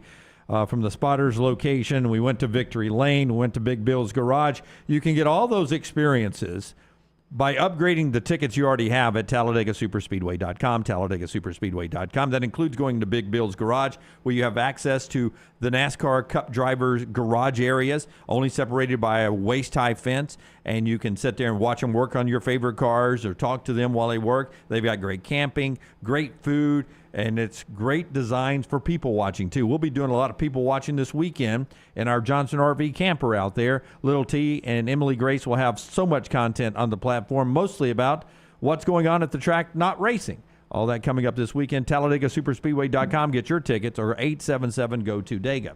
Saturday Tradition writes, 10 offenses that will make or break the college football season. And Ohio State and Georgia's not on there because they write everyone's going to project that we're going to play all season rolling towards a Georgia-Ohio State national championship. It'll be the game. popular pick for sure. Right? That'll be everyone's pick, right? Yeah. That'll be chalk. Georgia, Ohio State, they seem to have 2 rosters that set them apart. That will be the pick to win the national championship. Here are the 10 offenses, he says, that will dictate the college football season. In other words, if these offenses click to what they potentially could click to, these are the teams that could disrupt it, being Georgia and Ohio State for the national championship. I've laid out the groundwork here. I'm trying to check and see if they went in any particular order. They went alphabetical. Okay, these are alphabetical. So we're getting Bama quick. Alabama's first. Alabama. Because if Kalen DeBoer's offense, they make a point, played for the national championship last year. If he takes this talent and plays to the same offense, Alabama is a force to be reckoned with. Well, if that is the case, they play Georgia twice in all likelihood, and possibly 3 times. And potentially 3 times, yeah. And neither one of those would be a national championship elimination game, I don't think, assuming you don't lose any other games, and you lose 2 of those even, right? Right. So what you're saying is there's a chance that Georgia could beat Alabama twice, and Alabama would be national champions, or Alabama could beat Georgia twice. And both of them are still in the playoffs at that point. If that's your only 2 losses. I do think Alabama's offense could be really, really good. Yeah. So Alabama is there. He puts Clemson there. That if Clemson gets their offense back. Yeah. I mean, but they're not. That would change the way. Was it if? Yeah. I mean, when's the last time we saw a good Clemson offense? Trevor Lawrence. Yeah, it was the last time we saw him in college football playoff. Yeah. Yeah. It's disappeared. No, it absolutely has disappeared. But which is why 10 offenses that could shape college football. If Clemson finds their offensive direction, they're good again. Yeah. But, you know, they open against Georgia, but that, in terms of making the playoffs, is a meaningless game. They could still be a top 4 seed just by losing that Georgia game and winning the conference. On the heels of their leading rusher leaving, Miami is on this list. Yeah. Cam Ward is dynamic. I thought Tyler Van Dyke was going to be better. He didn't progress, but I think Cam Ward's going to be really, really good. I do think Miami's a dark horse. Yeah, the SEC. Oh, go ahead, Brown. Well, I was just going to make one really quick point on Miami. Their defense would need to be good. Their offense would need to be good. To his point, their defense only gave up 22 points per game last year. I mean, in the grand scheme of things in college football, that is not awful. If you just had a competent offense to go with that, that's good enough defense to win you the conference. The SEC team that is not mentioned rarely at all is Oklahoma, and their defense continues to improve with Dylan Gabriel out the door. If Oklahoma gets their offense right, they think they could shake up. Well, if Dylan Gabriel truly left because he thought Jackson Arnold was going to be the starting quarterback, if Jackson Arnold's that good, watch out. Ollie Gordon is back at Oklahoma State. Oklahoma State's on this list. So too is Ole Miss, because Ole Miss, on paper, going into this year, looks like they should be able to do special things.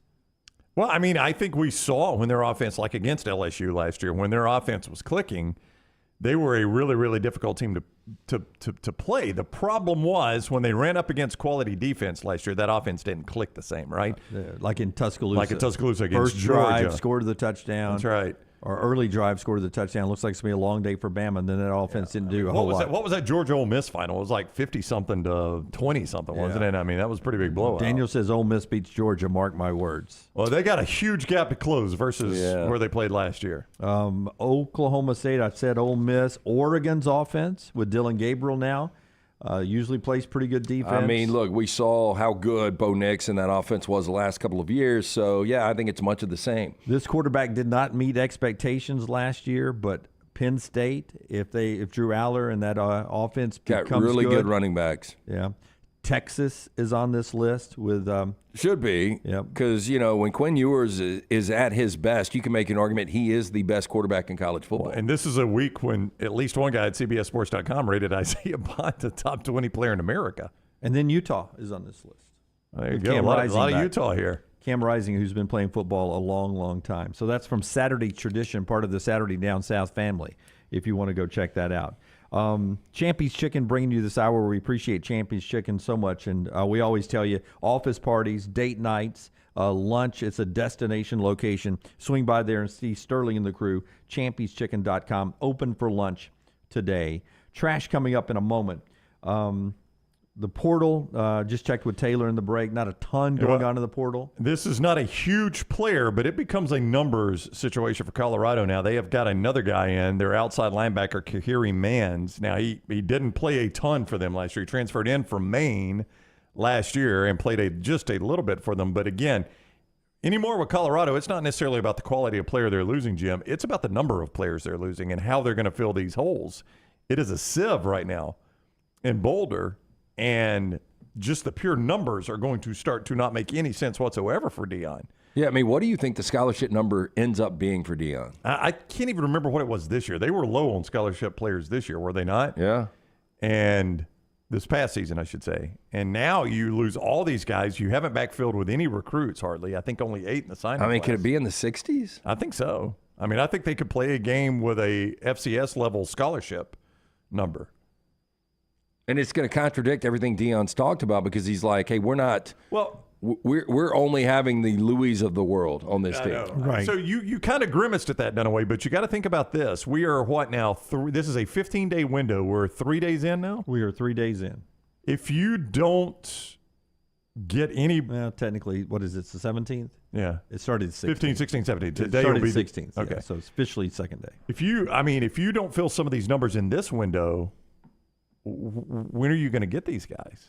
No, this is the window. This is the window. Yeah. This is it for Deion. So, it becomes a big, big, big numbers issue for him. By April 30th, you know your roster. That's right. I think it was 231 new players went in yesterday that were not already in the portal. 20% of them at least their second time in the portal. So you have a lot of repeat. Oh, yeah, you'll that is have, going and on. I've said this before, you'll have more guys that play at 3 different programs than play at just one. Yeah. And Max Olson of The Athletic calls it Colorado Spring Cleaning Part 2. So I wonder how it's being sold, if Dion's running some of these players off or if they're choosing to leave. Yeah, I think the belief, but by the time we get to SEC Media Days in Dallas, I think the narrative nationally is going to be we are about to see one of the biggest train wrecks ever next season. So that's with Colorado, and that's what's going on in the portal today. Just not a lot of big names going on. 2 things before we get to trash. First of all, Rockstar, give me cut number 3. Jim Harbaugh, unique guy, right? Yeah, you could say that. A little quirky. Yeah. Unique is a nice way to say it. He and his L.A. Chargers defensive coordinator, Greg Roman, are doing something. They are living in an RV right now, different ones. They each have their own RV. Offensive coordinator, right? Offensive coordinator, excuse me. Greg Roman there. Together a little bit at the 49ers, right? They've won some games. And Stanford. Just sit back and listen. This is from the Chargers, L.A. Chargers, Twitter and social media feed yesterday. Basically, I think we should do this at Talladega. We should tour the Johnson RV crib that they set up for us. Jim Harbaugh beats us to the punch. He did it with his setup. He and Roman set up at the RV park there in L.A. You guys part of the team or what? Yeah, I am. We all are. Yeah, and I'm coaching for him. Yeah. We're in Huntington Beach at the Waterfront RV Park. This is my Quantum Thor motor coach. Kind of inspired by growing up watching the Rockford Files.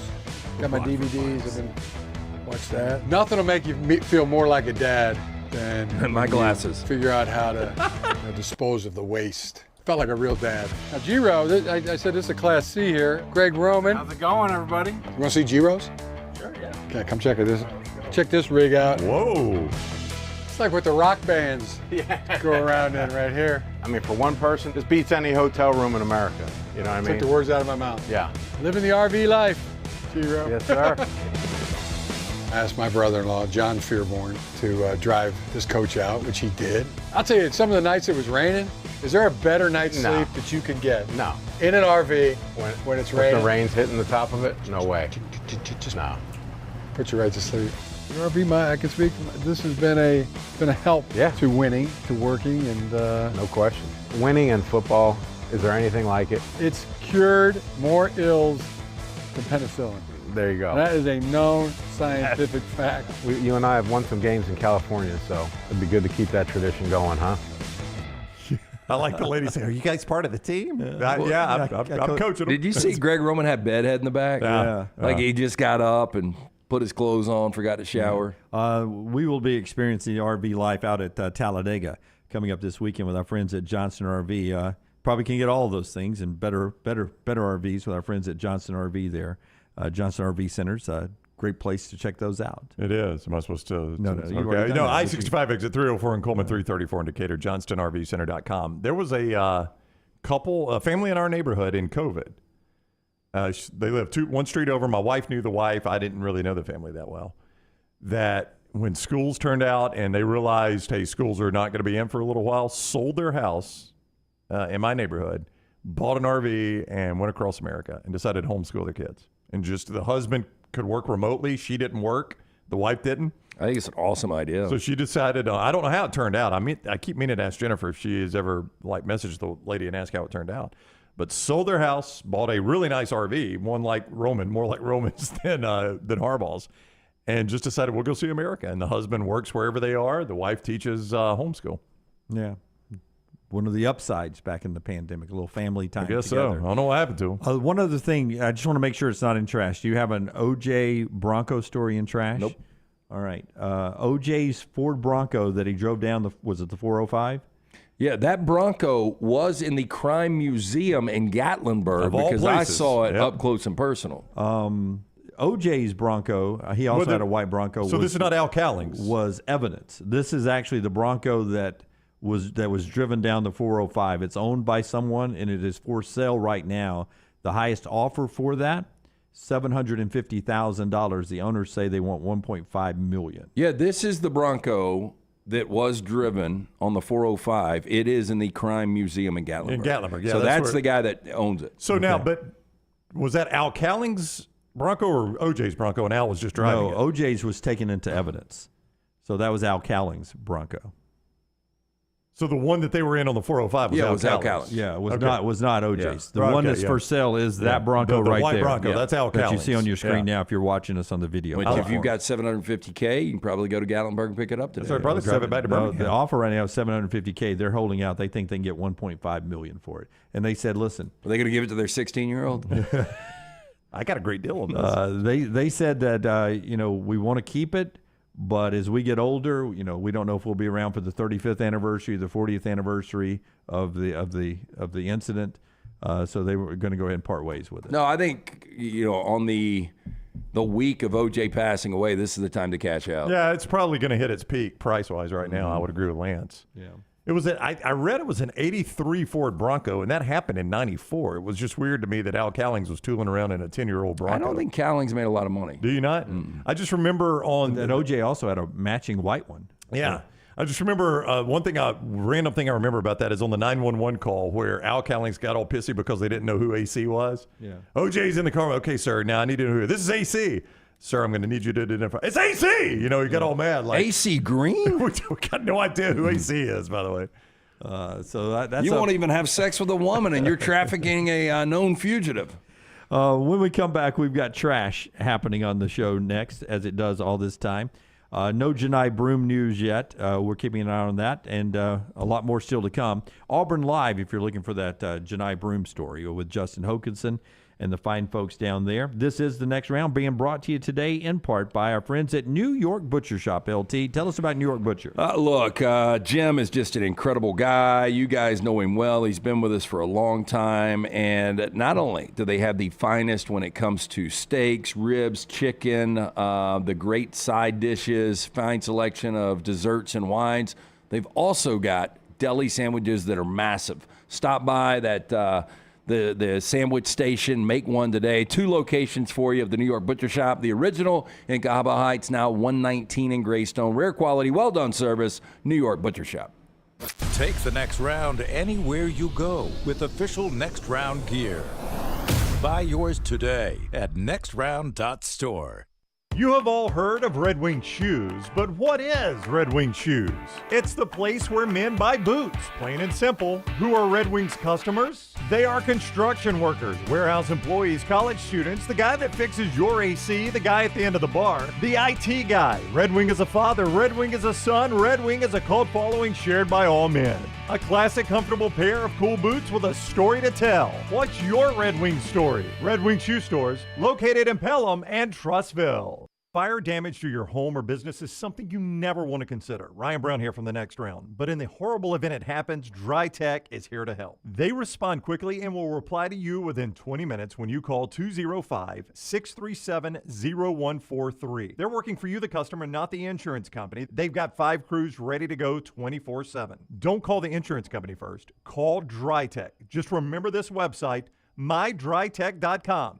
That is mydrytech.com. NASCAR is returning to Talladega Super Speedway for the 2024 Geico 500 weekend, Saturday, April 20th through Sunday, April 21. Guarantee your 2024 Geico 500 weekend experience today by visiting TalladagaSuperspeedway.com or calling 877-GO-TO-DEGA. Enhance your race weekend by adding passes to the Talladega Garage Experience, presented by Coolray. It is the Geico 500 weekend, Saturday, April 20th and Sunday, April 21st. Guarantee your spot now, TalladagaSuperspeedway.com or 877-GO-TO-DEGA. Stop by the New York Butcher Shop and pick up the finest in certified Angus prime beef steaks and burgers, premium pork chops, ribs, and all-natural chicken cut to order just for you. Their chef-prepared entrees and side dishes are the perfect dinner-to-go choice for your family and are ready to heat at home. With a great selection of fine wines and desserts, the New York Butcher Shop is your one-stop dinner shop. 2 locations to serve you, Cahaba Heights and on Highway 119 in Greystone. The New York Butcher Shop, rare quality, well-done service. The road to the Indy 500 runs through Birmingham, April 26th through 28th. The fastest IndyCar drivers in the world, Castroneves, Dixon, and Newgarden, will put their skills to the test with one goal in mind: victory. Witness country music superstar Riley Green as Grand Marshal give the most iconic command in racing. Start your engine! Medical Properties Trust presents the Children's of Alabama Indy Grand Prix powered by AmFirst at the Barber Motorsports Park. Tickets are selling fast. Get yours now. Let's face it, a home is one of the most powerful assets you can have, and our friends at Mortgage Right want to help you build wealth through home ownership. Mortgage Right is all about providing competitive rates, a variety of loan products, and a multitude of resources for a seamless home buying experience. They treat their borrowers like family and are always looking to bring more happy homeowners under their roof. See more by visiting mortgageright.com/TNR today and start living. That's mortgageright.com/TNR. NMLS 2239, Equal Housing Lender. That's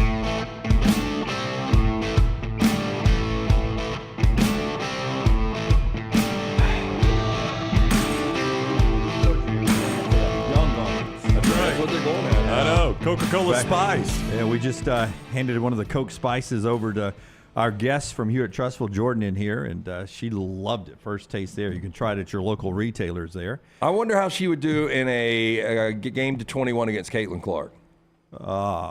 Could you take Caitlin? She's an Auburn basketball signee. Yeah, she's the 7A Women's Girls Player of the Year. 2 years running, right? Husky strong. First year, okay. First year, I'm sorry. I thought she did that. I think she would score on Caitlin. Like, I would put the number, a game to 21, I think it's like 21-8. What are you, 6 foot? 5'10"? Yeah. Okay. See, I thought you were taller, too. No, she's got the quickness on her. Caitlin is what? What's her height? Caitlin's probably 6'1", isn't she? 6'1"? Okay. Yeah. We got a little height. One thing we know, if you did play her one-on-one, about 11.9 million people would be watching it on television. That's right. Yeah, that's for sure. Thanks for being with us, Jordan, from Hewitt Trustful, doing a little class here with us today. And Brown will have to sign something for the teacher at some point. Oh, do I need to sign something, Jordan? So you can get an A? Okay. Everybody gets I've an A heard that when they come up before, here. but I never have to sign anything. I wonder if the parent just forges. Yeah, probably Because so. I've had a lot of kids come through here and like, hey, we got to get this paperwork signed, and I've never seen any of it. I don't want it to wash over what Jim said. Jordan is a signee at Auburn. She's going to go play SEC basketball. She has promised us she is going to, come on our show when she's bigger than us, which is already now. Well, I asked her, I said, are you guys traveling this summer? She was like, no, Auburn actually traveled last year to Switzerland. I'm like, I missed that missed by a out year. on that one. Yes. She'll get it her sophomore year. I think it's every other year where they can go. All right, so tell us about Hemphill. We'll get to trash in just a second. Yeah, trusted name. Birmingham has trusted since 1954 for all of your plumbing, heating, and cooling needs. Call Adam, Chad, Andrew, the guys, 205-229-2090. Hard to stop a train. These guys are the best in the business. Starting to heat up out there. You got to make sure that AC unit ready to keep up with the changing weather. 205-229-2090 or hemphillservices.com. Braves win again over the Astros 6-2. Man, the Astros struggling out of the gate. Man, their pitching is getting knocked around the ballpark. No shame when the Braves do that. Offense is so good. Orlando Arcia is the big hitter last night with a couple of homer and rattling another one off the wall. 1:10 this afternoon, day baseball getaway game. Braves and Astros going on there. They got a good outing from Lopez last night. 7 strikeouts, 6 scoreless innings. The starting pitching for the Braves. So they keep bringing in arms and young guys, and he's 2-0 now on the season. Whitey Herzog passed away. I saw that age yesterday. 92. He was he's a great manager for the St. Louis Cardinals. And he always had the military cut, didn't he? The box top? Yep, he did. Always had white hair. I can't remember him with anything but white hair. Yeah, I can't either. But, which is probably how he got his nickname Whitey. Probably. First time I ever went to spring training was in 1982, and they were staying at our hotel. And I remember seeing Whitey, and I thought he was really, really old in 1982. And, boy, he made a run, didn't he? He did. He was made it another 42 years. He was the Cardinals manager of my childhood. I would have bet against that. Yeah. UAB got a win over Alabama midweek baseball last night. John Sterling announced his retirement effective immediately. He's the guy in our Trash Open, Rockstar. that gets hit by the foul ball. Yeah. I hope it's not health issues. I just hope he's just realized. Well, he's 85. Well, I know. I mean, it's got to be. That's man. challenging enough. But to do it just as the season starts. Yeah, but I don't think you start the season. That's what I'm saying. Yeah, I think there's probably something unfortunately there. Yeah. Hope not. But they're going to honor him Saturday at Saturday's game at Yankee Stadium. 35 years with the Yankees. A lot of people will forget. From 1982 to 87, back when the Braves were becoming America's team, John Sterling was the voice of the Braves, one part of the Braves broadcast on WSB. Back when the Yankees were terrible, by the way. Yeah. Was it he and Ernie Johnson together? He and Ernie Johnson on the radio. On I don't WSB. really remember it, but I did know he used to be back there. Yeah, John Sterling. He was there 82, 87. I think he did some talk radio in Atlanta. Did he really? On WSB back then. I was not a fan of the gimmick. With the Yankees, just never really cared for the Candyman. Yeah, all that stuff I thought was super cheesy. But the guy's iconic, and he deserves to be honored by the Yankees. I'm glad they're doing that for him. Yeah. And again, I hope it's not health issues. He had some iconic calls before he got older. I mean, he was a little better at his rhythmic enunciation and pronunciation of some of those home run calls. Yeah, but there are a lot of iconic broadcasters much better than I would agree with that. All right. Happy retirement, though, John. Yeah. We honor you here today. I'm not a fan of your work. No offense. No offense. Thank God somebody will say nicer things about him at his funeral than these two. Let's do our trash open, Rockstar. In tribute of John, hit it, man. At the belt. And now the 3-2 swung on. A pop foul back here. Ow! Ow! Ow! It really hit me. I didn't know it was coming back that far. LT's Trash is presented by Mortgage Right. Mortgages done the right way. Are you a veteran looking for a VA loan? Mortgage Right has been advocating for veterans since their company began. As a veteran-owned, operated company committed to your well-being, they can help you find the best terms available, guide you through every step of the process. As a veteran-owned, operated company, they understand the difference between working with someone who gets it and someone who doesn't. They've made it their mission to simplify the VA loan process. Visit their location, Highway 280 in Birmingham. You can apply online, mortgageright.com/TNR. Call 205-815-9200. NMLS 2239, equal housing lender. We start first. A man whose stolen debit card was used to buy 4 million National Lottery scratch cards, a $4 million winning National Lottery scratch card. And he says now he wants the money. Oh, okay. Whoa. So somebody stole this guy's debit card, bought a lottery ticket that won $4 million. Yeah. Now, these two idiots here, I'm going to give you a backstory on that. The dude to your left, I guess, is Joshua Addiman. His card details were used by the fraudsters who managed to buy the eye-watering jackpot-winning scratch card back in 2019. John Ross Watson and Mark Goodrum from Bolton, the guys on the right, bought the winning scratch cards in London and one of their 3 maximum $4 million red scratch card jackpots. After their win, Watson and Goodram went on a 5-day bender. Pair bought the ticket while on a stealing run in London. Were caught after they let it slip. They didn't have any bank accounts, which led the lottery to investigate the win. In a bid to cover their mistakes, career criminals made their claim public and said a friend who wanted to, quote, remain anonymous had lent them their debit card. Well, I tell you, there's a lot here to digest anyway. First of all, it's over in the mother country, so this is not an American jury. But in the event this happened to the United States, and I am on the jury, I give the guy the money. It's his debit card. They stole it.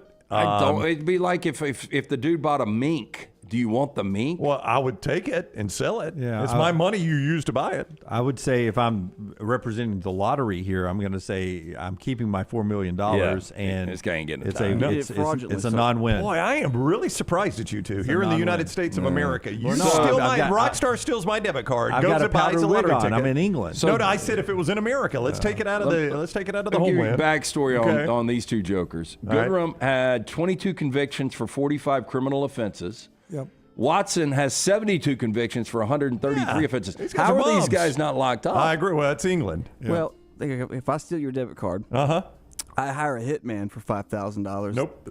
Wait, it's your debit card. No, but that's a different story, Rockstar. I made a purchase. No, I get to choose. You get to choose. You broke. It's my debit card. You didn't buy it. Now, I wonder if they bought. It doesn't matter. You use my debit card. 100% I give If they bought a Vizsla with the debit card, would you want there's it? zero chance I want a Vizsla, but I take it and sell it. It's got value to it, right? How much you got to pay for a Vizsla? Well, I mean, if you pay full, I mean, they're probably $2,000, but I rescued both of mine, so mine were free. Yeah, I'd sell it for $2,000. The reason they're rescued. I'm very surprised at you, Dunaway. This is you've often both of you have often been for vigilante justice, and vigilante justice is if I find a bag of money, I can at least justify finders keepers, but I don't. There's just no way they're going to give this guy any Sometimes money. vigilante justice looks out for the business too, Brown. I'm a capitalist, and in this case, I'm looking out for the lottery. They don't have to pay the money. No. But they already paid the money. They paid the money out to these two jokers, right, Rockstar? Yeah, I'm sure. I don't think they spent all of it, but they spent a lot of it. That's what I'm saying. They're going to get it back. They're going to get the money back. Oh, they're going to get some of it back because these idiots have spent some of it. So you're wanting me to pay $4 million more to this guy? These idiots ought to be on the hook for the $4 million. To me, they're on the hook for the $4 million. To me, ain't gonna get it. I know you're not going to get it. No. But I'm not saying the lottery should have to pay him out. But I'm saying they should be on the hook for the $4 million. Okay, another dummy here. Antonio Rosario, 35 years old, who served time for attempted murder, was caught with a loaded gun after the Fed said he went to a Dunkin' Donuts and went nuts because employees couldn't fill his order. Started shouting at one of the employees, left briefly, they came back, shoved like a weapon in his pants. That led two terrified employees to call 911, describing him as intoxicated and possibly armed. I do love the Boston cream chocolate covered. That's a good donut. And if they're out of them, I'm going to be upset. Is that your favorite donut? It is my favorite one there. Seriously? My favorite donut. What's your favorite donut overall? I just love all the other flavors that you can get at a variety of different. They've only got. What are you running for office? God, that's for a favorite donut. I mean, you walk in, there's 1,000 of them. If you go to a better donut place than Dunkin' Donuts. How do you feel about the Bear Claw? Or the Cruller? But if you could only eat one donut, like you're on death row, and they say, Jim, you could have one donut, what would you eat? God, there was a place I ate in Nashville. By the way, I think I would just go chocolate. Really? If you're on death row, glazed chocolate. Glazed chocolate. Mine had a caramel drizzle. It was a layered donut, and it had caramel and then bacon bits on it. It was delicious. I've seen those. It was delicious. Yeah, the donut hole in the original in Destin, and now there's one right there in Rosemary. Yeah, they have the best creative donuts. Yeah, that's what I'm saying. You walk in. Yeah, you like the boutique donut. Oh yeah. I like the apple filled too. Oh, do you? Yeah. Like an apple fritter? Well, not the fritter. I like the actual donut with no hole, but it's got the apple filling or the lemon. Raspberry. I tell you, man, I'm a simpleton, I know, but the cruller, the glazed cruller, or the blueberry cake. Yeah, the problem is it's cake. Like, I like my donut to be a donut. Well, it is a donut. They just call it cake. It's very sweet. It's very good. Blueberry cake is You like the amazing. blueberry cake, Rockstar? Oh, my God, yes. Yeah. Glazed cruller? You like a glazed cruller? Okay, so anyway, this guy wanted 6 pumpkin donuts. They said they've only got, so they called 911. Quote, he wants 6 pumpkin donuts. Stupidest thing. Wants 6. We've only got 5 at the moment. Now he's screaming in our face, telling us, you're going to effing make it. He pleaded guilty to a federal firearm charge last week, and he faces 6 to 7 years in prison over donuts. One donut. He had 5 of them. I wanted 6. And he's got how many years in prison now? He's facing 6 to 7. That better be a good donut. I deleted my donut pictures from Nashville. I don't know why. That's probably a good decision. I was looking for it. You're making progress. Yeah. You want Maggie to fight. What have you been eating? Interesting new concept here.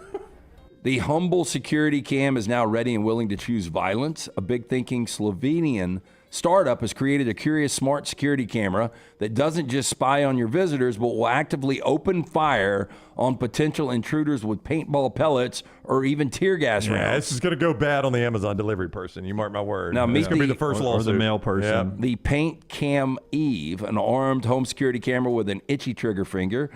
Eve uses automatic target marketing, face recognition, and AI-based decision-making to identify unfamiliar visitors on your property day or night. Okay, we're playing wiffle ball, and I jack one into the yard. You got to go get the ball. You got to run and get it. Yep. Well, it gives everybody a warning that it doesn't know. If they fail to comply and take off within the time limit, Eve will start firing off paintball pellets that will mark the intruder for later police identification. So the launcher is on. Hold launch if familiar face is near. Oh, my God. I was just here to tell you about Jesus. I didn't mean to shut the talk down, guys. Sorry. We used to go door to door. They used to do door to door evangelism back in the day. We will definitely have this back in trash if this becomes a thing. I'm telling you, it's the Amazon man. First guy to go. I think it'll be the male person. We're gonna have somebody get hit in the eye with a paintball. No, but I think if you could control your Ring doorbell to actually fire the shots yourself, if somebody was like trying to break in your front door, that would be fun. Or steal something off the porch. Yeah. Finally, Courtney Love took aim at Taylor Swift's artistic merits in a new interview, saying the wildly popular musical artist is, quote, not important nor interesting as an artist. So Courtney Love said that of Taylor Swift? Yeah, the whole singer there, 59, speaking with the Evening Standard on Friday. Quote, Taylor is not important. She might be in a safe space for girls. She's probably the Madonna of now, but she's not interesting as an artist. Taylor replied, I'm rubber, you're glue. Is she really? That's a good one. Courtney Love is going, what do you want to look like to her plastic surgeon? I want to look like Madonna at 55. I was about to say, right, sorry, that looks nothing like Courtney Love. I mean, she has completely changed, hasn't she? Yeah. She's difficult. I'm going to say she wants some relevance. I'm going to say if you're going to line up and take shots at Taylor, you're probably going to you're going to come up short. Do you remember that Malaysian flight that got lost? Yeah. Flight 570 or some crap like that? I don't know the number. There's a Netflix doc on it. So they encourage people to go to like Google Maps and search the ocean just to find some. And she was one of the ones that kept sending highlighted pictures of, I think this is something over Courtney in Love Australia. was. Yeah, just like looking at the ocean, aerial views of the ocean. I think this could be, and like doing that and turning it into like CNN. What do you think happened to that plane? I don't know. I think the guy, I think he did a So mass. you think he put it in the ocean? Yeah, I think he did. Yep. Well, I tell you, they've been looking all over that ocean, man. Well, they found pieces of it. Oh, have they? Yeah, it's just floated up in all different areas. But the article I read, and I read it on a flight, and I get anxious about flying. Oh, that's a good article to read on a flight. Their theory was that he flew it, cut off all communication, and all the passengers, they died quietly just from lack of oxygen. Because he got it so high? He got it so high. They all passed out. And then he just put it down in the ocean? Yep. And, well, he was probably in the same situation. Yeah, passed out as well. Yeah. It's not a bad way to go. Yeah, but if you're expecting to wake up in Bangkok and you don't wake up, so you don't know you didn't make it. You wake up in heaven. Yeah, you just wake up and bang. Yeah. Bang ding ow. We too low. Holy Fook. Something long. They read them all to it. Every one of them they read them on that newscast. Yeah.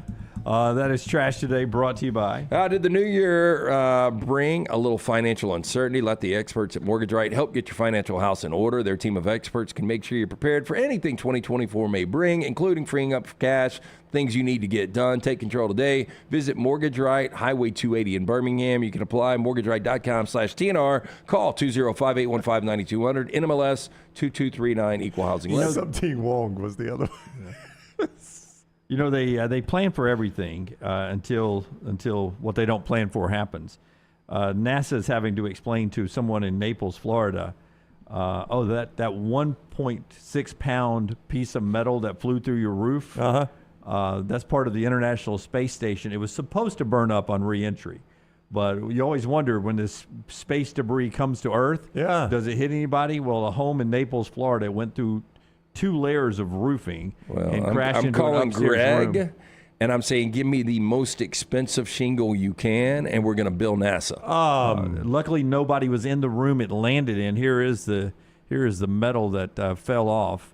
So that little piece, the piece in the glove hand is the piece? Yeah, piece in the glove hand. It's like a rhino horn. Yeah, that's what it went through on the left. Do you think that would have, if that was your foot, is your foot gone? Yeah, it is. It's floor, yeah. LT, it's falling from space at a high rate of speed, and probably hot as hell, probably right? hotter than a coin in a Ron Slay Turkish game. I can't believe we got one past the goalie like that, though. I thought all that stuff would burn up. And, so did NASA. But imagine how big it was before it went through re-entry. Yeah, I mean, that's after it had burned up going through re-entry. That's right. And it's supposed to all burn up, and it was like 5,200 pieces.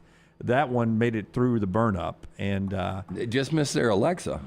I don't know what that is. just missed their son, who was in the That's a room next to flashlight. it. Yeah. Oh, the son was somebody was at home In the room next to it when it happened. Loud sound. You think if that hit your cat, you think you'd hear it? If you're NASA, I mean, like you go ahead and you do all the repairs yourself, and you probably cut them a nice little check on the side too, right? But what we're gonna, what happened was they put new lithium batteries in the International Space Station, and this was the junk from remodeling the space station, and we just sent it out, and it was going to burn up on re-entry. So we dumped our trash on the side of the road like we used to do in Redneckville, right? And just expecting it to. Just throw that down. It'll burn up. Don't worry. Yeah, Brown still throws his banana peels. I out do. the It's window. not litter. My wife and I discussed this the other day. Still not litter. Yeah. We were at soccer practice for my daughter, and she dropped a French fry, and I said, just throw it out on the field. And Jennifer was like, your definition of littering is crazy. I'm like, an animal will 100% eat a Chick-fil-A French fry. I agree on the French fry. I don't think there's anything wrong with that, but just assuming that an animal is going to eat the banana peel. There's no assumption about it. You're throwing it on the playing surface. Well, I don't want the ants or the animal to come out onto that field. There was at your church, number one. Number two, there was nobody practicing. Well, this is where I'm going to draw my line. I don't have a problem with the French fry. The banana peel is just a tacky look coming out. Like if I'm sitting behind somebody at a red light and they throw a banana peel out, I'm like, I get mad when they throw a cigarette butt out. Oh, cigarette butt's but bad. A cigarette butt's worse than a banana peel. There's not an animal that's going to eat a cigarette butt. What animals eat banana peels? A ton of animals eat a banana peel. Lance, you're a raccoon, insane. maybe. A raccoon would devour. A possum would devour. A possum would eat it. Yeah, but if you're throwing it on the street. A squirrel will eat. I'm not throwing it on the street. I'm throwing it to the side of the street. Okay, let me ask you this scenario. You throw it. Said raccoon gets banana peel. Young girl driving, trying to not hit raccoon, swerves out, hits somebody else. That's right. It all started with the banana peel. It all started with the banana peel. What's it called? Final Destination. Yeah, it is. Yeah, it's the way to go right there. Well, why is she driving on the side of the road? I threw the banana she's peels. in the right lane on 280. The raccoon smells the banana peels crossing the street to get over the banana peel. And you've told me before that you've dropped banana peel on concrete, thrown it out of the window. I've never told you that. No, I throw it off to the side. Yeah. No, I mean, it gets over into the weeds or the grass or whatever. It's not a really functional thing to throw. Yeah. I don't argue that it's like Jalen Miller throwing a football, but I can get it to the weeds. I throw apple cores out because I feel like the highways would look better with apple seeds. Well, I do think I think an apple core is more digestible than the banana peel. Yeah, raccoon's not worried about digestibility, and that thing will eat anything. A raccoon will eat anything. See, there you go. What? Flash hubby. They dry up and turn black. Not sure. Black banana peels engraved in the road. But it's biodegradable. It's biodegradable. So even if they don't eat it, it goes back into Mother Earth. Hey, Jason's making banana peel bread.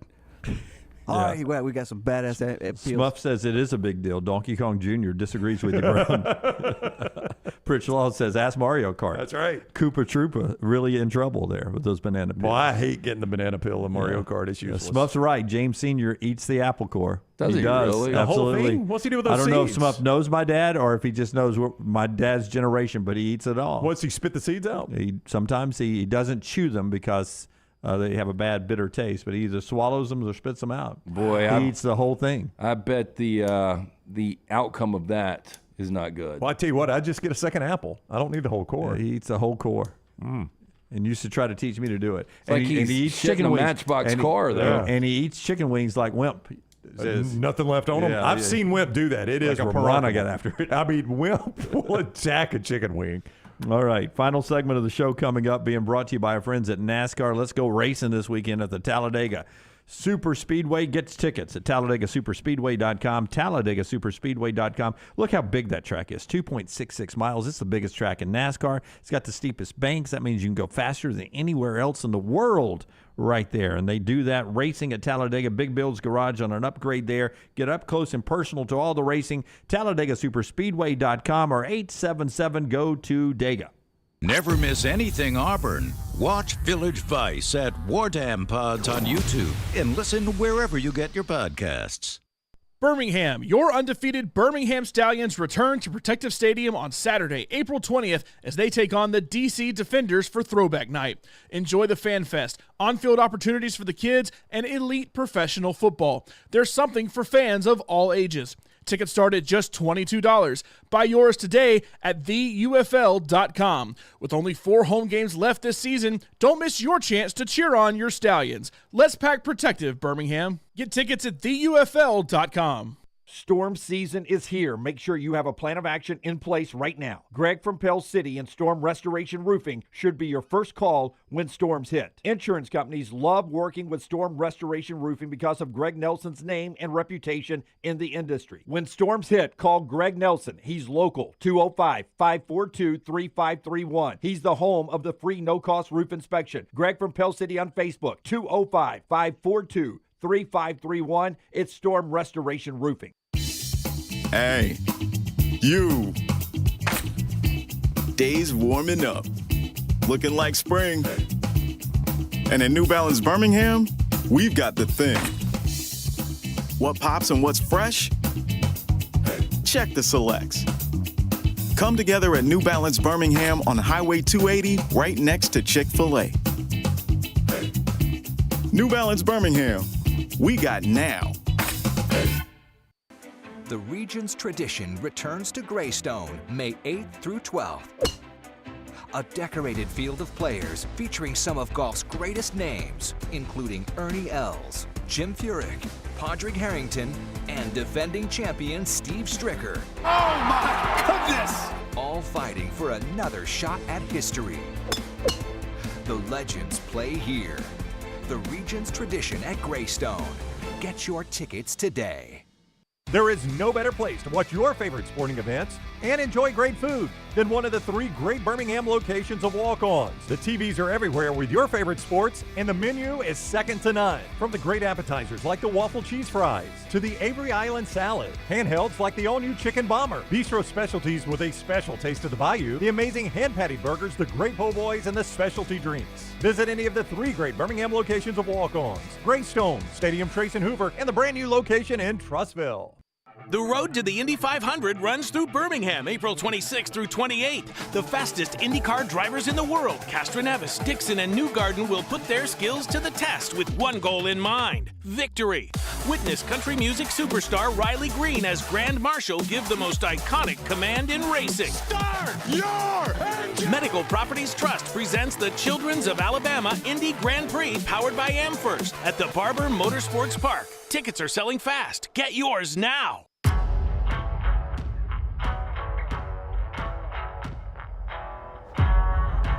Final segment of the show here. What are you laughing at? Somebody just sent me a text and said, I love Lance arguing that all animals won't eat a banana peel when his dog ate a foil pan. Yeah, your dog ate a foil pan. Yeah, but he had the delicious banana rum bread on top of it. Yeah. Breaking news from the NBA happened about 50 minutes ago. 50? 50 minutes ago. I don't know why that's important to me, but go ahead. I don't either. You like to interrupt the flow sometimes. Oh, God. I'm kidding. Jonte Porter is now banned for life from the NBA for violating gambling rules. So he becomes the Pete Rose of the NBA. I mean, if it were a more prominent player, Lance, I don't know that it's a lifetime ban, but when you're as little prominence as Jonte Porter, you have got to make a statement on this, don't you? Yeah, I mean, his brother, Michael Porter Jr., you guys remember him. Oh, yeah. He is much more known. Three of the bets were multi-game parlay bets that included one Raptors game in which Porter bet that the Raptors would lose. All 3 bets lost, should be noted there, but he tried to manipulate what were prop bets, individual prop bets, including bets on himself with other people. You know, we just that's a definite way to make sure you don't get to that number. We always point out that while, you know, the debate on what gambling should or shouldn't be, or its role in sports or whatever, or the advertising, all those things are debated. I get it. Without any sort of regulation in gambling, you may not catch these things. I mean, that's the reason that Brad Bohannon got caught at Alabama. It's the reason Jonte Porter got caught. It's the reason Shohei's translator got caught. Without any sort of gambling regulation, this stuff doesn't get caught. Yeah, maybe not. I mean, look, you had the BC scandal back in the day, Headache Smith at Arizona State with Benny Silva. I mean, you've had guys before that, but I do agree with your point. especially when you start talking about player props. Yeah. And the player props is where the discussion is on college athletics now, because you're not making as much money as an NBA player, and you can manipulate the player props for people on campus if it includes you in a basketball game, and then that you're able to manipulate it a little bit by I'm only going to score under 12. And it is tricky, Jim, because I think Lance agrees with this too. I don't think a team could fix a game anymore. I just really don't. Too much money involved. I think there's too much money involved. I don't think you could fix it and get away with it. But you could easily influence player props. It may not even influence the outcome of the game in doing so, right? Maybe not. No, I mean, that's right. Alabama could still win a basketball game if I was on Alabama's team and I scored 11 instead of 12. That's right. Yeah. I mean, they still may win by 20 instead of 21. Mark Sears was always at 20.5. That was his player prop all season long. Because you know why? He was scoring 20 every game. That's right. Right? So you had to decide, is tonight the night Mark's not going to score 20 I think there were 3 of those nights. That was almost a given prop. It was almost like Alabama football, years ago when they had really dominant receivers where will Alabama, or the first quarter was Alabama minus 6.5. Right. It was just always an easy the bet. first quarter line. Yeah. So that's interesting. Another thing is Cormani McClain, the 5-star recruit, number 1 cornerback, right now considered in the portal, at least his resume. Had some hard times at Colorado this year. He's in the portal 24/7, projecting him right now either to USC or USF. Well, USC's got the hole that Damani Jackson left to come to Alabama. I guess Cormani McClain would just step into that spot for USC. I mean, the guy struggled last year, and Dunaway, I know you like to, teams that recruit with teams that recruit. I mean, it's kind of weird that he's in the same boat as USF right now. That wasAlex Golish had a really good year at 7-6, but I mean USF. But keep in mind, he's a Florida kid. That would be the USF connection. Yeah. The NCAA D1 Council meets today and tomorrow. They're looking at aligning the transfer world with the injunction, which will make it a rule to make it unlimited transfers. So we'll see if that happens. And they're working on a deal about NIL and how schools may be able to start paying the NIL instead of having collectives. That's 2 of the talking points that'll be discussed today. Almost like they're employees at the school, right? Yeah. Almost. All right, that's the story so far today. We'll continue to update you on our social media platforms at Next Round Live everywhere. At Next Round Live everywhere. Taylor Korn oversees that. She always encourages you to like, subscribe, give us a thumbs up. Even if you look at us on Twitter but you haven't followed us on Twitter, do that. Same with Instagram, TikTok, and everything. We appreciate it so much. Until next time, God bless you and God bless America.